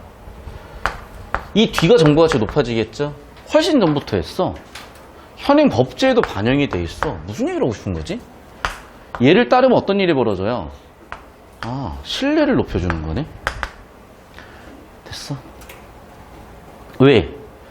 의심받으면 이런 문제가 생기는 거야. 그러면 신뢰를 줌으로써 해결하려고 했던 거구나. 됐습니까? 구조 잡으세요. 좀 이따가 법률, 경제지문 한번 흐름을 잡으려고 하는데 어차피 다음 주에 이제 파이널 교재에 다시 배송이 될 거라서 거기다가 담아가지고 경제 파트 흐름을 다음 주 한번 또 같이 잡아드리는 게 좋을 것 같긴 해요. 왜냐하면 얘가 어떤 경제 원리라기보다는 되게 미시적인 어떤 정보 처리, 즉 BIS 비율에 대한 미시적 정보 처리를 했던 건데 여러분 아마 기억이 날 텐데요. 20학년도 6월 지문에서 이단락에 뭐라고 나오냐면 이게 미시 건전성 문제가 생기잖아. 미시 건전성 문제 어떻게 해결할 수 있냐면 자기 자본 비율로 해결했거든요. 이게 지금 20학년도 수능으로 연계 출제가 된 거예요. 무슨 얘기 알겠어? 20학년도 6월에 나왔었던 미시 건전성 문제를 자기 자본 비율로 해결하겠다? 그 자기 자본 비율이 여기서 나온 거라고. 근데 이 자기 자본 비율이 또 중요했던 게 왜 그러냐면 결론 단락에서 거시 건전성에 대한 구체적인 해법이 나와요. 그게 뭐였지? 완충자본 제도였거든. 자본 비슷하죠. 맞아 이것도. 그러니까 BIS 비율, 자기 자본 비율 같은 은행의 건전성을, 미시 건전성을 확보하기 위한 방법도 있고, 은행 개개별로 완충자본의 비율을 어떻게 조절해라라고 정부에서 정책적으로 줄 수가 있어요. 그러면 또 그것에 따라서 시장의 흐름에 영향을 줄 수도 있고. 예를 들면 이런 거야. 지금 저는 평생 내가 이 일만 잘하면 된다고 생각을 했었는데 그게 아니에요. 그게 아니에요, 정말. 그러니까 사람이 정말 뭐라 그럴까? 약간 다 잘할 수는 없으나 선택과 집중을 할 필요는 있는데 제 선배 세대는 자신의 성공 방정식을 얘기했던 게 뭐냐면 하나만 잘하면 된다, 진짜. 씨발. 내 세대 얘기한 건가? 그 세대는 진짜 하나만 잘해도 된다고 생각을 했던 거예요. 여전히 여러분 큰 대기업에서는 그 특정 분야의 스페셜리스트들이 필요할 수가 있어요. 그리고 진짜로 내가 유도 선수 유도만 잘하면 되지 뭐. 근데 봐. 내가 쇼트트랙 선수야. 쇼트트랙만 잘했어. 근데 인성은 개차반이야. 또 씨발. 죄송합니다. 요즘 유튜브 보고 있으면 그냥 보기도 싫으니까 또 봐. 이렇게 되고. 근데 뭐 배구 선수야. 근데 인성이, 죄송합니다. 여기까지만 할게요. 아무튼, 그래서 하고 싶은 얘기는 뭐냐. 하나만 잘한다고 되는 게 아니라, 하나는 당연히 잘해야 되는 거고, 다 잘할 필요는 없지만, 하나를 잘하기 위한 여러 가지 요소들까지도 고려는 해줘야 된다는 거예요. 그래서 사실은 더 이상 노동 생산성이 자본 생산을 이길 수 없기 때문에 설령 손흥민이라 할지라도 건물을 사는 거야. 박나래도 건물을 사는 거예요. 베이노도 건물을 사야죠. 이제는 사야지, 제발. 그 얘기를 왜 하는 거냐. 우리가 이제 부동산 같은 거를 좀 공부하고 해야 돼요. 근데 정책이 계속 바뀌는 거야. 예를 미래. 언제는 대출을 80%, 100%까지도 해줬어. 현재는 40%밖에 못 해줘. 보이죠? 옛날에는 한 사람이 여러 채를 가지고 있어도 중과세율이 없었어. 근데 이제는 한 사람이 두 채 이상 가지고 있으면 중과세율을 줘버려. 즉 뭐야? 정책적으로 넛지라고 표현하기도 하고 레버리지 효과라고 볼 수도 있는데 어떤 핵심적인 포인트를 딱 짚음으로써 효과를 극대화시킬 수 있는 거예요. 자, 무슨 얘기냐면 이런 거야. 완충자본 제도 같은 걸 줘가지고 또는 BIS 비율 같은 걸 줘가지고 예를 들면 비율을 뭐 1%를 높였어 혹은 1%를 낮췄어. 그럼 파생되는 효과가 시장 전체에 파급이 되는 거거든요. 이해됐어? 그래서 이미 사실은 이 지문에서 미시건너서 정책도 그렇고 거시건너서 정책도 그렇고 구체적으로 자기자본 비율이나 완충자본 제도를 가지고 해결하려고 했었고 그러면 디테일하게 얘가 뭔지를 다뤄줘야 될 거 아니야. 그게 이 지문이라고. 자기자본 비율이 뭔지 구체적으로 다뤄준 거잖아. 이해됐어? 이런 식으로 연계가 돼요. 그러면 이걸 연계했다고 딱히 뭐 배경지식적으로 도움이 됐냐? 체감적이진 않죠. 하지만 이게 봐봐. 바둑을 줄 때도 되게 크리티컬한 포인트도 있어. 별것 아니지만 되게 중요한 역할을 할 수도 있어. 예를 들면 이런 거지. 골은 메시가 넣지만 빌드업을 해야 골을 넣을 거 아니야. 그럼 빌드업 과정에 있었던 터치 하나라도 빠졌다면 골을 못 넣는 거잖아요. 인과적으로 보면. 무슨 얘기인지 알겠어? 그러니까 수능 지문 자체도 빌드업을 해가는 거예요, 지금. 그런 걸 좀 봐주시면서 가야 되고 씨발 뭔 소리지 이런 표정으로 자꾸 보고 있는데 우리 다 잘 먹고 잘 살고 싶고 성공하고 싶잖아요. 그리고 성공이라는 게 다시 한번 얘기하지만 돈 많이 버는 거, 명예 뭐 이런 것도 될 수 있지만 제가 느끼는 성공이라는 건 딱 하나예요. 오늘 이 순간 내가 정말 내 인생의 클라이맥스로 살고 있느냐. 내 인생의 가장 찬란히 빛나는 순간으로 살고 있느냐. 그러려면 여러분 상당히 똑똑함을 넘어서 현명해져야죠. 현자가 돼야죠. 그 과정이라고 생각하세요. 자, 마지막 달라 봅시다. 바젤위원회에서는 그래서 어떻게 했어? 제정하는데 건장이나 회원들에게 바젤이 도입할 의무를 부과한다. 약간 강제성 있나? 모르겠다. 하지만 바젤위원회가 초국가적 감독 권한이 없으면 권한이 없는데 법적 구속력도 없는데 강제가 없네? 그러니까 뭔가 이런 수단은 없네? 그럼 수단이 뭐라는 거예요? 왜 자발적이라는 거예요? 아까도 얘기했지만 뭐 때문에? 신뢰 때문에. 즉 강제적 수단은 아니지만 신뢰라는 수단을 가지고 얘네는 강제성을 부여하고 있는 거구나. 뭐 구조는 알아서 이쪽은 잡으시고 결국 정리하면은 일단락 했던 내용 반복이에요. 얘네는 조제를 통해서 강제성을 부여하지만 얘네는 신뢰를 통해서 강제성을 부여한다. 딱딱한 법이다. 소프트한 법이다. 끝이야. 일단락 끝달락 연결해보면. 됐죠? 그래서 어떻게 나눈다? 소프트한 로우와 딱딱한 로우로 나눠서 갔다. 별 내용 없어 진짜.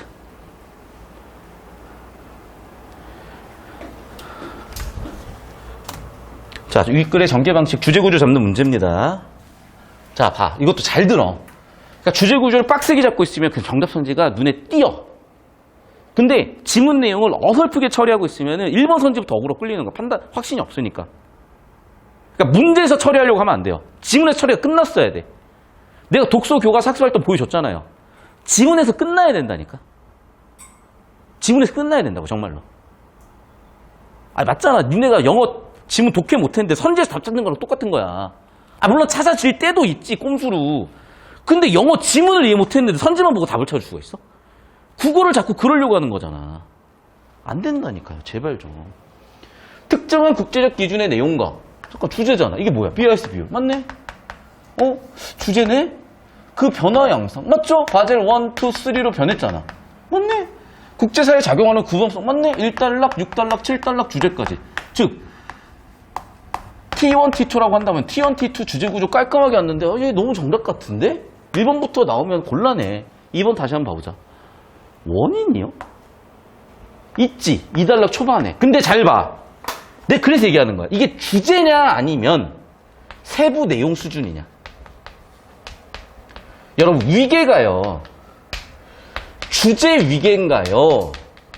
세부 내용 위계인가요? 2달러 초반부에 깨작 있잖아. BIS 비율 왜 들어왔는지를 왜 도입했는지가 사실은 깨작 나와 있다고. 아 물론 선생님 바델 1, 2, 3 넘어가는 거 보면 이유가 있다고 볼 수 있지 않나요? 좋아. 알겠어. 좋아. 거기라면 만약에 여러분이 이렇게 봤다면 저는 오케이인데요. 일치로 이렇게 했으면 진짜 이거는 안 좋은 습관이라니까. 여러분 망치는 습관이에요. 진짜. 국제사회 규범을 감독 권한의 발생 원인. 여기는 끝났지 이제. 국제사회 규범을 감독 권한의 발생 원인? 구조다 보니까 보이죠. 봐봐. 내용을 섞어놨어. 왜? 내용일치로 보면은 국제사회 규범 있잖아. 조약, 국제관습법, 국제법, 경제기구의 의결, BIS 비율 다 국제사회 규범이죠. 감독기관이 있냐 없냐도 있어. 내용은 있다니까. 맞죠? 발생 원인이 있나? 이러고 있어. 근데 봐. 있는지 없는지 안 보이잖아. 정보가 없으니까. 그러면 여기서 못 찾았나?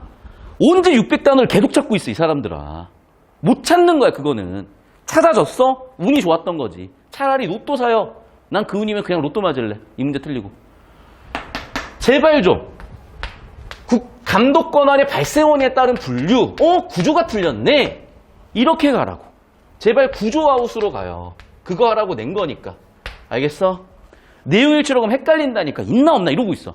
구조로 가면 없다는 게 명확히 보이잖아.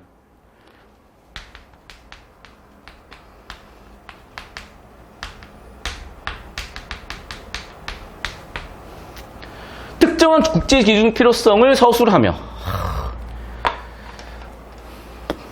그러니까 봐봐. 아무리 봐도 얘가 메인이야 지금.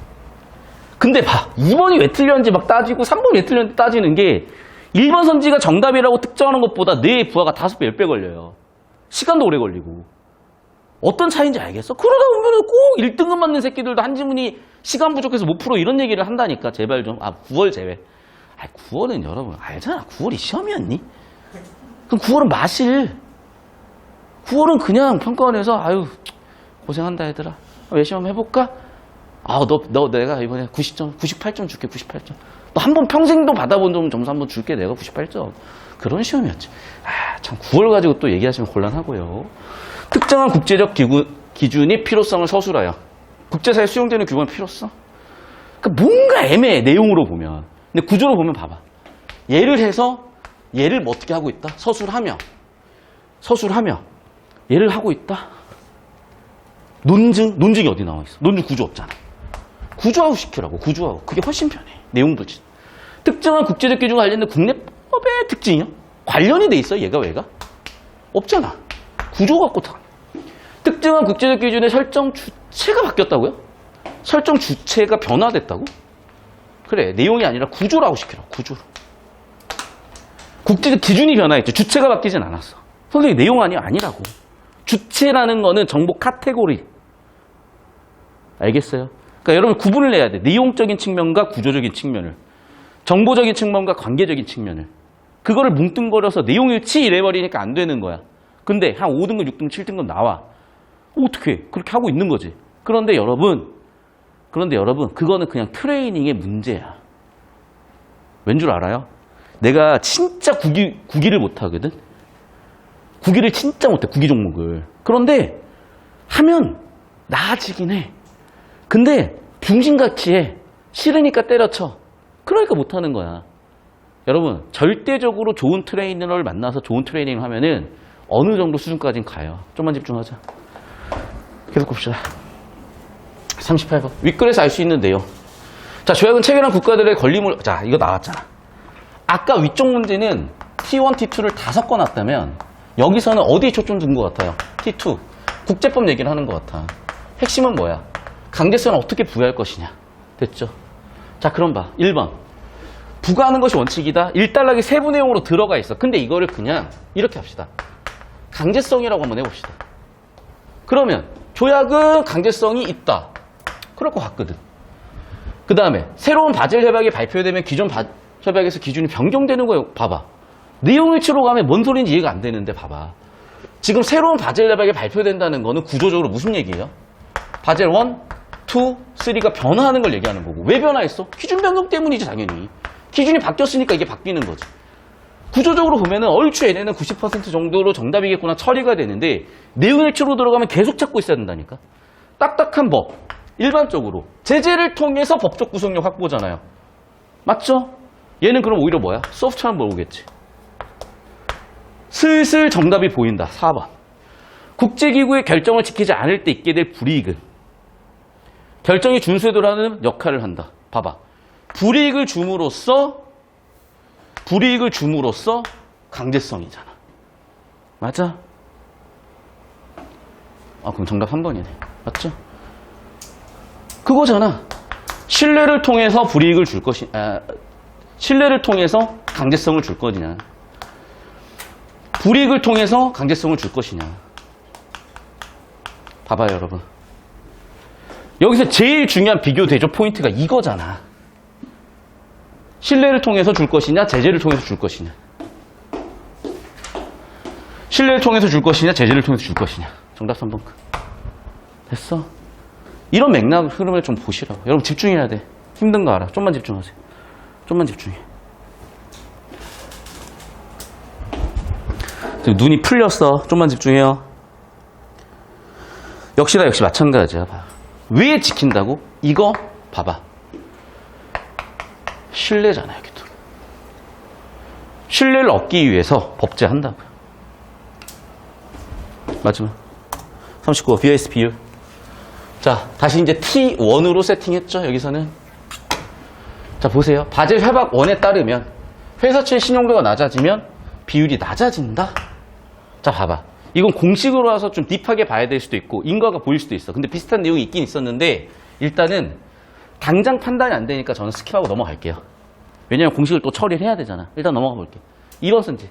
바젤 2 협약에 따르면 각 은행들이 준수해야 되는 의원가중치. 그러니까 봐봐.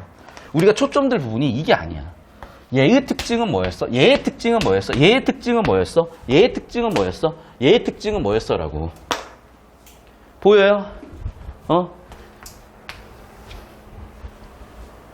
그러니까 내가 왜 사설을 자꾸 뭐라고 하냐면 사설은 선지들도 이 구성을 하는 게 아니야. 뒤죽박죽을 섞어버려. 세부 내용으로 갔다가 뭐로 갔다가 막 이래버려. 기준이 없어. 그러니까 그 흐름을 따라가는 애들 어그로 끌어서 박살나는 거야. 그래서 항상 이걸로 잡아주라는 거. 얼마나 깔끔하게 딱 잡아놨어요. 그래 주제구조 흐름을. 바젤 1, 2, 3의 차이점을 비교대조 해봐. 딱 보이잖아. 여러분 필기한 거 딱 봐요. 이해해야 돼, 얘들아. 이해해야 된다고. 그냥 듣고 있는 거 아니에요. 이해하세요. 머리에 스위치를 키라고. 자, 그럼 봐. 원래는 이런 BRC 비율이 있었는데 바젤 1으로 넘어가면서 뭐야? 시장 위험에 대해서도 고려해야 해라야. 두 번째는 뭐야? 너희 지금 국채 0%, 뭐 회사채 100% 일률적인데 그걸 좀 더 세분화 시켜가지고 하자야. 세 번째는 이런 기준이 달라졌다야. 됐어요? 그러면 다시 1번 선지. 회사채의 신용도가 낮아질 경우 그러면 신용도와 위험가중치의 관계를 알아야죠. 지금 지었던 부분이 있어. 자, 그 다음 봐봐. 바젤 2 아니지. 은행들이 이것을 선택할 수 있게 했고 심지어 내부적인 기준도 있었잖아. 됐어요? 동일할 수가 없지. 바젤 2에서는 선택했잖아. 은행들이 이렇게. 이해돼? 내용일치로 푸는 게 아니라니. 내용일치로 들어가는 순간 여러분 안 그래도 여러분이 이해가 안 됐고 어려운 지문이기 때문에 박살나요. 여러분 쉬는 시간에는 그냥 머리 박고 자. 제발. 힘든 거 알아요. 쉬는 시간에는 그냥 낮잠 자. 10분 이내로. 그게 가장 효율적이야. 자, 바젤 2 협약에 따르면 보유하고 있는 OECD 국가의 국채를 매각한 뒤 이를 회사에서 투자한다면 BIS는 항상 비율이 높아진다? 봐봐. 바젤 2 협약에서 원에서 제일 가장 크게 바뀐 게 뭐야? 0% 100% 인류에서 비율이 변했잖아. 어떻게 변할지 모르잖아. 그런데 어떻게 돼? 어떻게 항상 같아져? 무슨 얘기인지 알죠?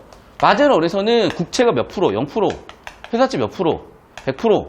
근데 바젤 2에서는 그거를 특히 표준 모델 같은 경우에도 뭐였어? 국채 같은 경우에도 0에서 100%였나? 회사채 같은 경우는 20에서 150이었나?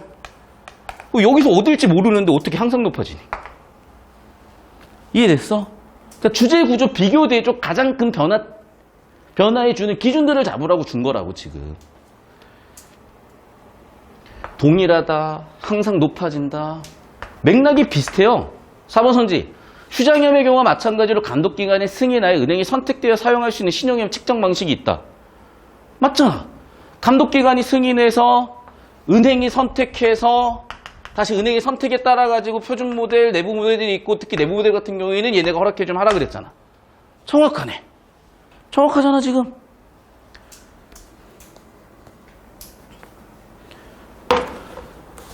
됐어요?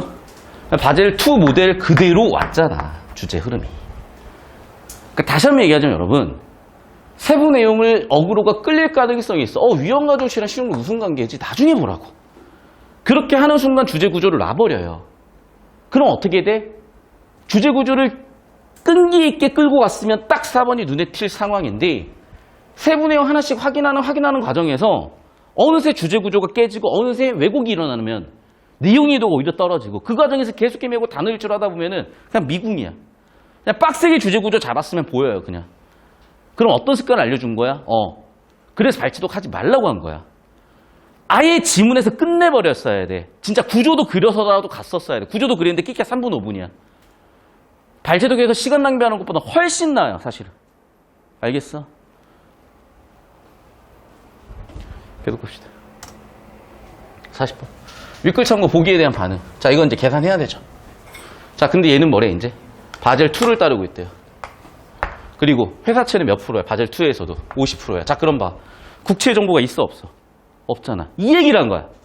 아니, 제가 이 문제를 풀면서 되게 혼란을 겪고 실수를 할 수밖에 없었던 게 뭐냐면, 봐. 자, 일단은 BIS 비율이 일로 오세요.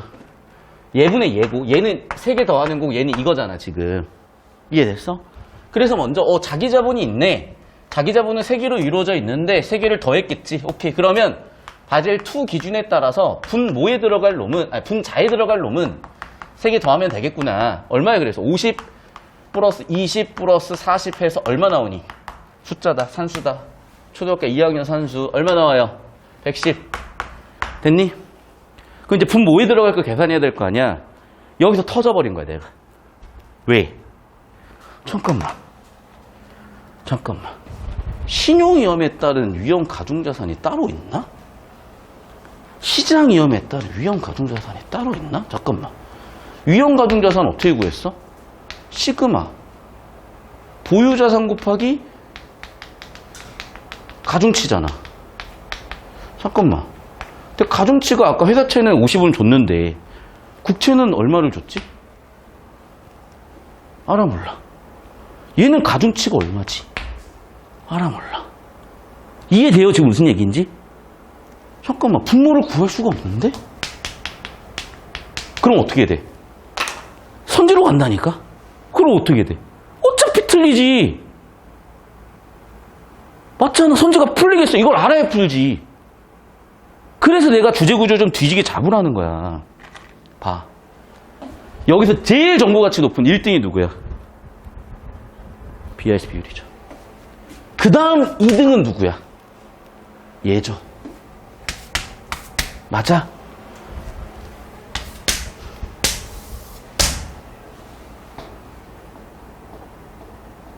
얘가 이렇게 2개가 있는 거지, 지금.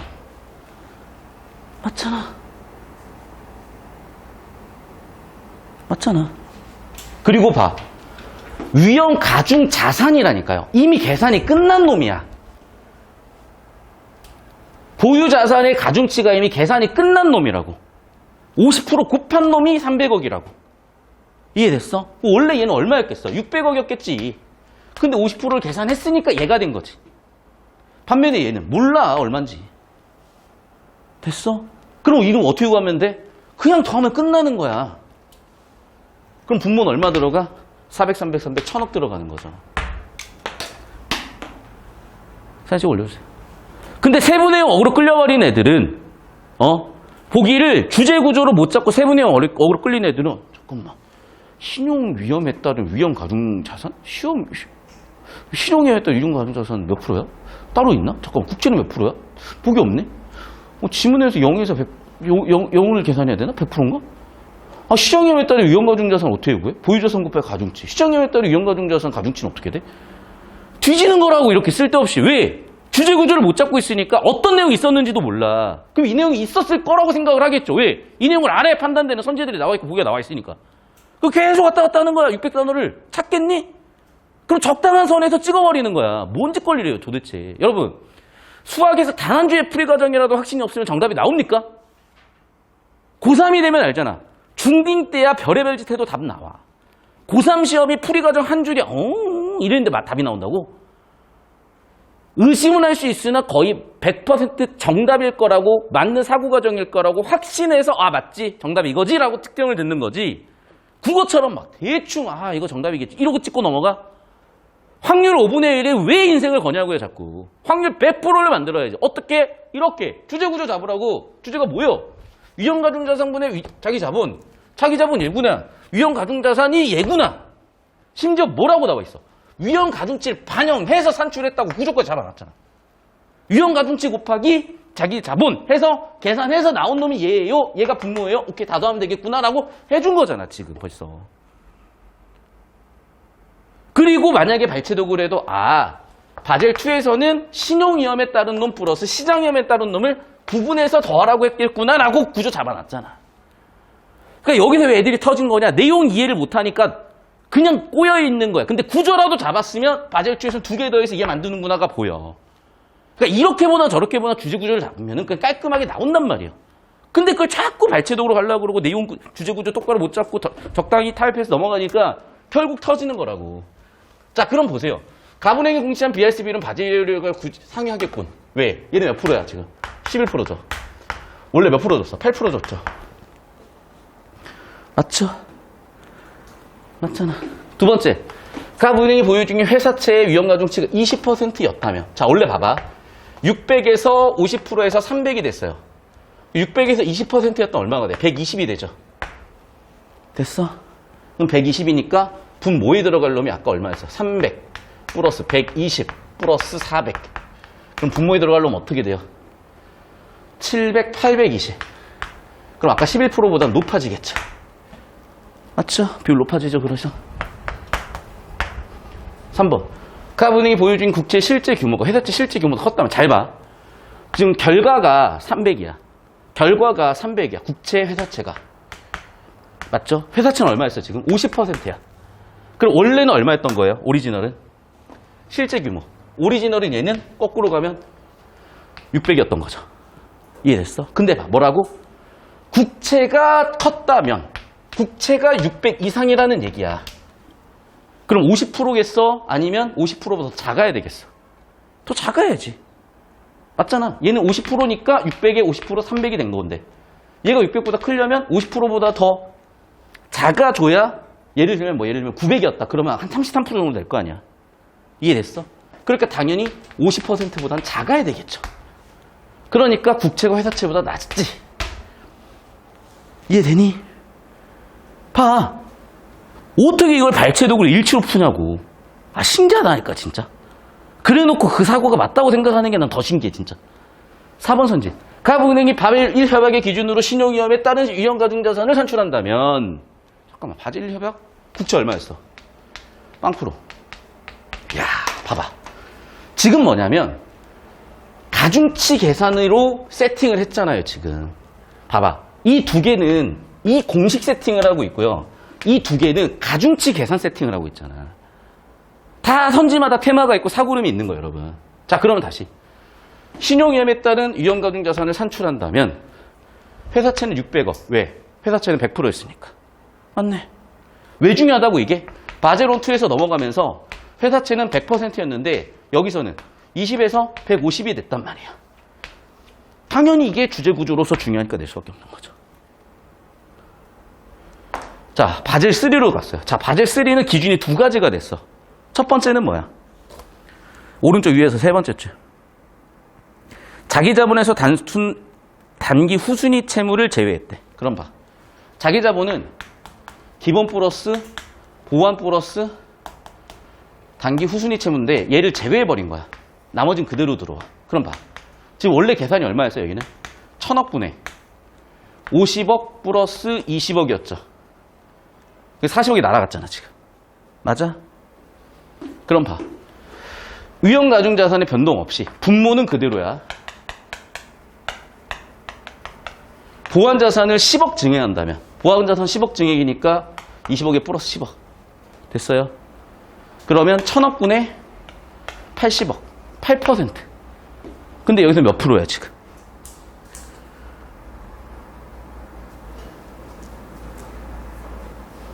(10억) 진행한다면 바젤 3에서 보완된 기준을 충족할 수 있겠군. 자기 자본에서 단기 후순위 채무를 제외했잖아. 맞아? 그리고 봐봐. 몇 프로라고 있어 없어? 없네. 맞죠? 근데 봐. 몇 프로는 뭐가 6%가 있어. 뭐가 6%야? 유형 가중자산에 대한 자기 자본, 기본 자본의 비율. 봐. 기본 자본 몇 프로야? 50이죠. 유형 가중자산 얼마야? 얼마야? 1000억 여전히. 그럼 최소 6%잖아. 6%로 낮잖아. 최소 6%인데 6%로 낮잖아. 됐어? 충족해 못 충족해 그러면. 충족 못하 6%보다 낮으니까. 최소 6%야 되는데 6%보다 낮으면 최소보다 낮은 거니까 기준 이하잖아요. 이해됐니? 이해됐냐고. 됐어? 그래서 최소 6%가 나와야 되는데 얘는 5% 나왔으니까 6%보다 낮아요. 기준 충족이 안 되겠지. 정답 5번. 됐어? 틀리라고 낸 문제가 아니에요. 주제 구조를 얼마나 빡세게 잡았느냐에 따라서 풀 수 있냐 없냐의 문제인 거지. 그러니까 이 지문을 자꾸 이제 질문한다는 건 뭐냐면 이게 내가 봤을 때는 자칫 주제 구조가 되게 안 보일 수 있는 지문이야. 근데 결이 많이 달라요. 사설은요. 아까도 얘기했지만 쓰잘데기 없는 정보들을 던져놓고 그걸 선지 판단시켜버려. 얘는 주제 구조를 빡세게 잡아보면 정답이 또 다 보이는 구조야. 기본적으로 결이 달라요. 제발. 그래서 요즘 좀 뭔가 사설 풀면서든 뭔가 좀 감이 떨어지는 학생들은 이 지문 가지고 빡세게 잡아주시고 제가 손필기 영상으로 해가지고 찍어놓은 지문들이 있어요. 그걸 또 참고해 주시면 돼. 그래서 그거 아마 공유했나요, 쌤? 근데 뭔지는 알죠? 연구실에 얘기해가지고 제가 금토일에 찍어놓은 거라 지금 인코딩해서 오늘은 바로 올라가고 내일이나 모레 올라갈 건데 그런 걸로 좀 여러분이 정화해 주시면 돼. 자, 마지막 선지 보겠습니다. 기억에 해당하는 사례. 기억이 뭐였어?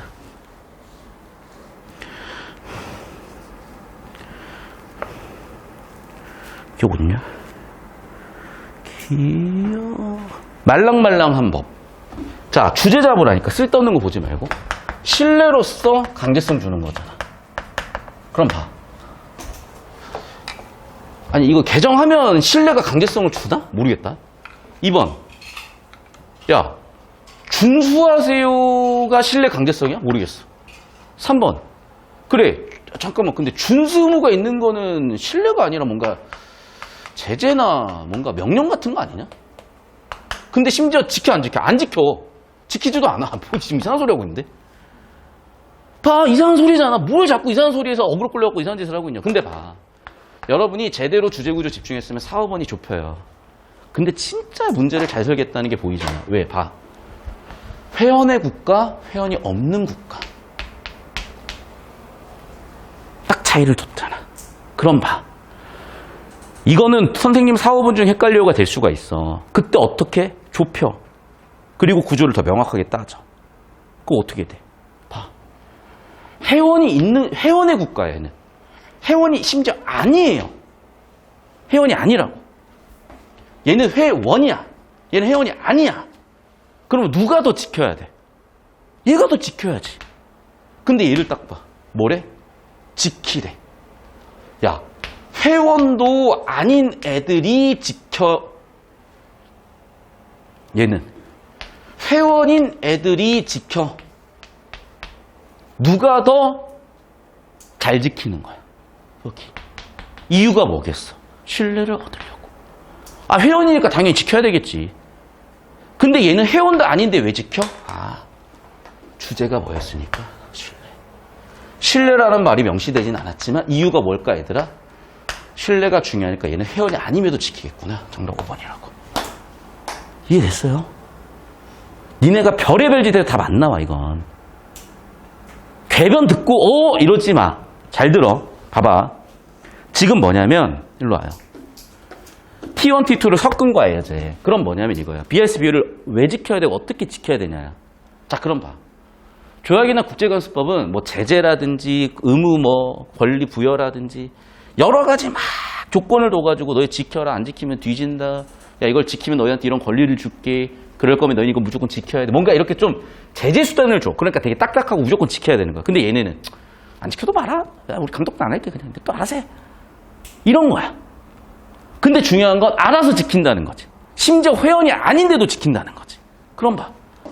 심지어 회원이 아닌데도 알아서 지들이 지키는 이유 신뢰 때문이네. 좀 더 소프트한 노후에 맞는 게 뭐겠어요? 얘라니까. 얘는 회원이기 때문에 지킬 수도 있는 거잖아. 강제성은 없더라도. 그래, 좀 더 소프트한 노후 쪽이 뭐겠냐고. 그러니까 이 문제는 이거야. 자, 얘들아, 봐.